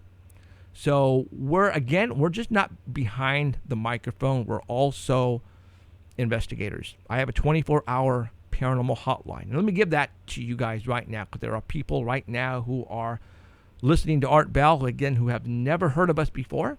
And I am glad you guys are tuning in early, because, you're going to get the last 15, 20 minutes of our show. And I want to give you that phone number in case you want to call us and, tell us something top secret that you don't want to tell anybody, that you have a photograph or a video of something very, very cool that you want to show us. Also, to let you know, I'm taking this video show to TV. The Fox Network in Central California just ordered 26 episodes of our talk show. And so we are in the process of shooting, and they're going to start airing the TV talk show in September on either the Fox Network or the CW, because it's Sinclair Broadcasting owns both networks here in the Central California. So hopefully by next week I will let you know what network we're going to be on. And then eventually, like dominoes, it will take off, and hopefully you'll be able to see it nationwide. But if not, we're going to place those TV episodes on YouTube so you can visually see them yourself. We have some great stuff. It's just imagine imagine the Jimmy Kimmel or Jimmy Fallon talk show. Just take his set, remove everything, and place paranormal props everywhere, a cool atmosphere set with a live band. I also have a live band, really awesome live band. As a matter of fact, on our exit song called The Unexplained, it was recorded for us, specifically for this show, by the band Possessed Tranquility. You can get a lot of information on them at our website at paranormalcentral.net. And you'll be able to see the band and order their stuff on the web. The Unexplained is an awesome tune they wrote especially for us for this show. So you'll be able to see our TV show if you are in the central part of California on either the CW or the Fox Network. And eventually, again, you'll be able to see it on YouTube after that. But I'm in talks with Hollywood of getting this thing national and then worldwide. And I think it's going to happen here pretty dang soon. So I hope you guys are ready for something very new. It's not something that has been done before. It's like I said, I own the show concept. It's mine.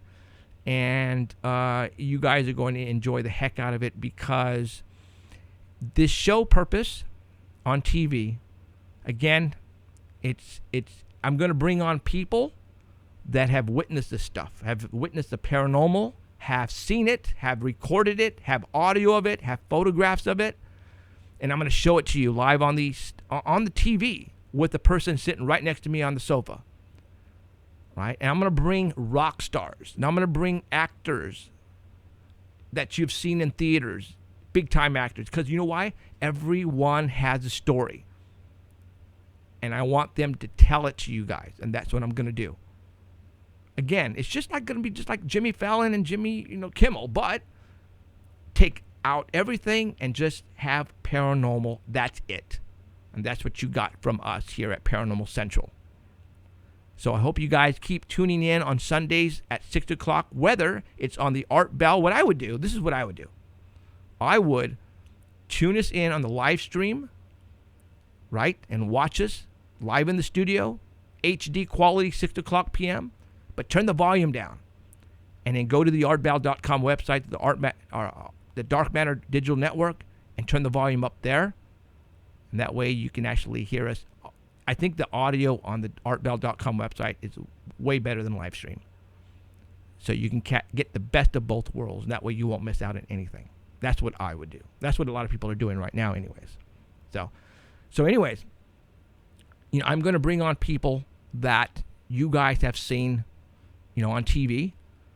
Who doesn't want to see their favorite rock band come on, play a song, and sit down on the couch with the band members and listen to say, hey, we were in freaking Arizona, offloading equipment, walking off the tour bus, getting out on the tour bus, and all of a sudden we look in the sky and we seen this freaking round object just hovering above the stadium.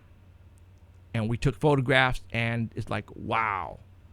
Because there's a lot of people. The music that I listen to is, back in the days it was, alternative, but I don't want to say metal, but it was, electronic, like Nine Inch Nails, Stabbing Westward, Depeche Mode. That's my kind of music right there. We got Korn, 30 Seconds to Mars. You know where I'm coming from? That's my stuff right there. And that's the stuff I'm going to bring on my show to let you guys listen to. As a matter of fact, I'm not going to say who it is, but one of the bands that I just told you, I already talked to the manager, that as soon as we get a deal major deal on national, they're going to come and be my first band to perform live. So it's one of the bands that I just announced. So you're going to have to go and rewind it and listen to it and see which band am I talking about. Because it's awesome. That's what I mean. They love this stuff. They love this stuff. And once they see the set and once they see the ambience of the stage, they're gonna be knocking on our door wanting to come and perform their hit song and sit on the couch and talk monsters. I mean, who wouldn't want to see that, right? Well, that's what you're going to get here. All right. We got about 8 minutes left. Isn't that right, Mr. Keith? Rowland is actually going to send me a message right now telling me exactly how much time I have. So that way we can get on to what you guys are actually here for. Mr. Art Bell himself. 5 minutes to music. That's what I'm talking about. We got 5 minutes left. So let me give you our 24-hour paranormal hotline. And I hope you guys got something to write with and something to write on with. And that is area code 559-287-8367.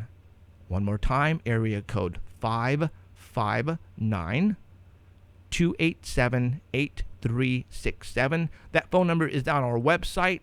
The last four numbers represent the letters UFOS. Yes, I did that on purpose. If you want to write us, to send us something, you can go to the paranormalcentral.net website, and there is a form, very easy form you can fill out to send us a message. It requires your name, your email, and that's it. And then you write down in the narrative below what you want to send us, and it goes right to me personally. All right. Next week we are probably going to take callers.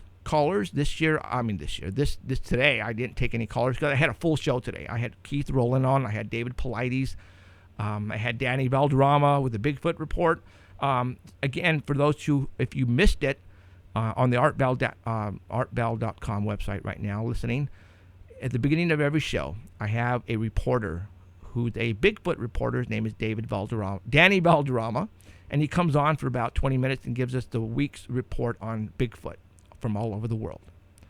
And then after that, we get into it and we talk paranormal. Then about an hour down the road, we talk to Heidi Hollis, who's the author of The Hat Man. And she is actually an author of several books, but she comes on and she talks about the recent UFO sightings and ghosts. And you can actually, both reports are on the Dark Matter, artbell.com's homepage right now. You can go back and watch those, look at those pictures if you want. So, all right. So I think I pretty much just promoted the hell out of our show, and that was my intent. Because if I've got the audience right now, I'm going to use it. I'm not going to lie, guys. But I'm just telling you, there are a lot of good shows on the Dark Matter Network, Dark Matter Digital Network. There's a lot of good shows. I want you guys who are listening right now to come back starting Monday, even earlier if you want. That Keith has lined up a great schedule for all you guys. Paranormal 24 hours a day. You can't get, where are you going to get that from? Well, nowhere except here. And don't forget about us here on Sundays at 6 o'clock p.m. to 9 o'clock p.m. Pacific. Again, you can go to paranormalcentral.net. That is our website, and you can go there and view all the stuff that we have there as far as Bigfoot photos. Yeah, we actually got some photos of Bigfoot. No freaking lie. I swear to you guys. We got some great stuff there. We've been there, done that. We've been, in searching the paranormal for a long time, and we have some great stuff, and we're going to keep giving you that great stuff. So, all right, we got 2 minutes left. So I want to thank everybody who's here now listening and who has been listening since 6 o'clock p.m. I want to thank Keith Rowland for coming on and talking about the Dark Matter Digital Network, and obviously giving us the wowies on Art Bell coming on here in about a couple of minutes. So I hope, again, this is going to be the first time doing this with Art Bell live. So if they experience some glitches, just go with it. Who knows? Millions of people are going to be listening in right now, and they might crash the website. Wouldn't that be nice? Or the government, either way. That would not be nice. So, again, I want to thank David Paulides for coming on. For all those who don't know, David Paulides has been on several times, and something might break. Yeah, something might break. Keith Rowland just said, something might break. Well, come on, Keith. You're better than that. Nothing's going to break. I think it's going to be the government, dude. And like you said, right now, the weather is not good in Pahrump. So they got some lightning thunderstorms going on in Pahrump, so they might lose the feed because, Art is broadcasting live from Pahrump, and Mr. Rowland is in Arizona, I believe. So anything can happen tonight. But if it does, just keep hanging in there, and hopefully everything will turn out awesome.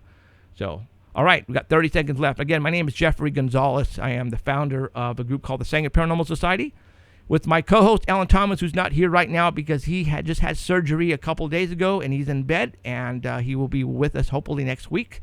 I want to thank Danny Valderrama for the Bigfoot Report, Heidi Hollis for the all other reports, UFOs and ghosts and all that kind of good stuff. So, and Emerald. Forgot to say hi to Emerald if she's listening. Emerald is not with us anymore, but she will be back around December. And thank you. All right, that's it. I'm out of here. You guys stay tuned for the Art Bell Show coming up in a couple of minutes. My name is Jeffrey Gonzalez. Thank you. See you next week. Bye.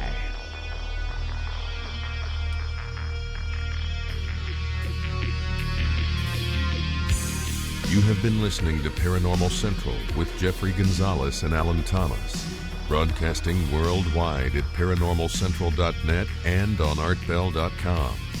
Stay tuned for next time. Remember to keep your eyes to the skies, and we hope you witness something you cannot explain.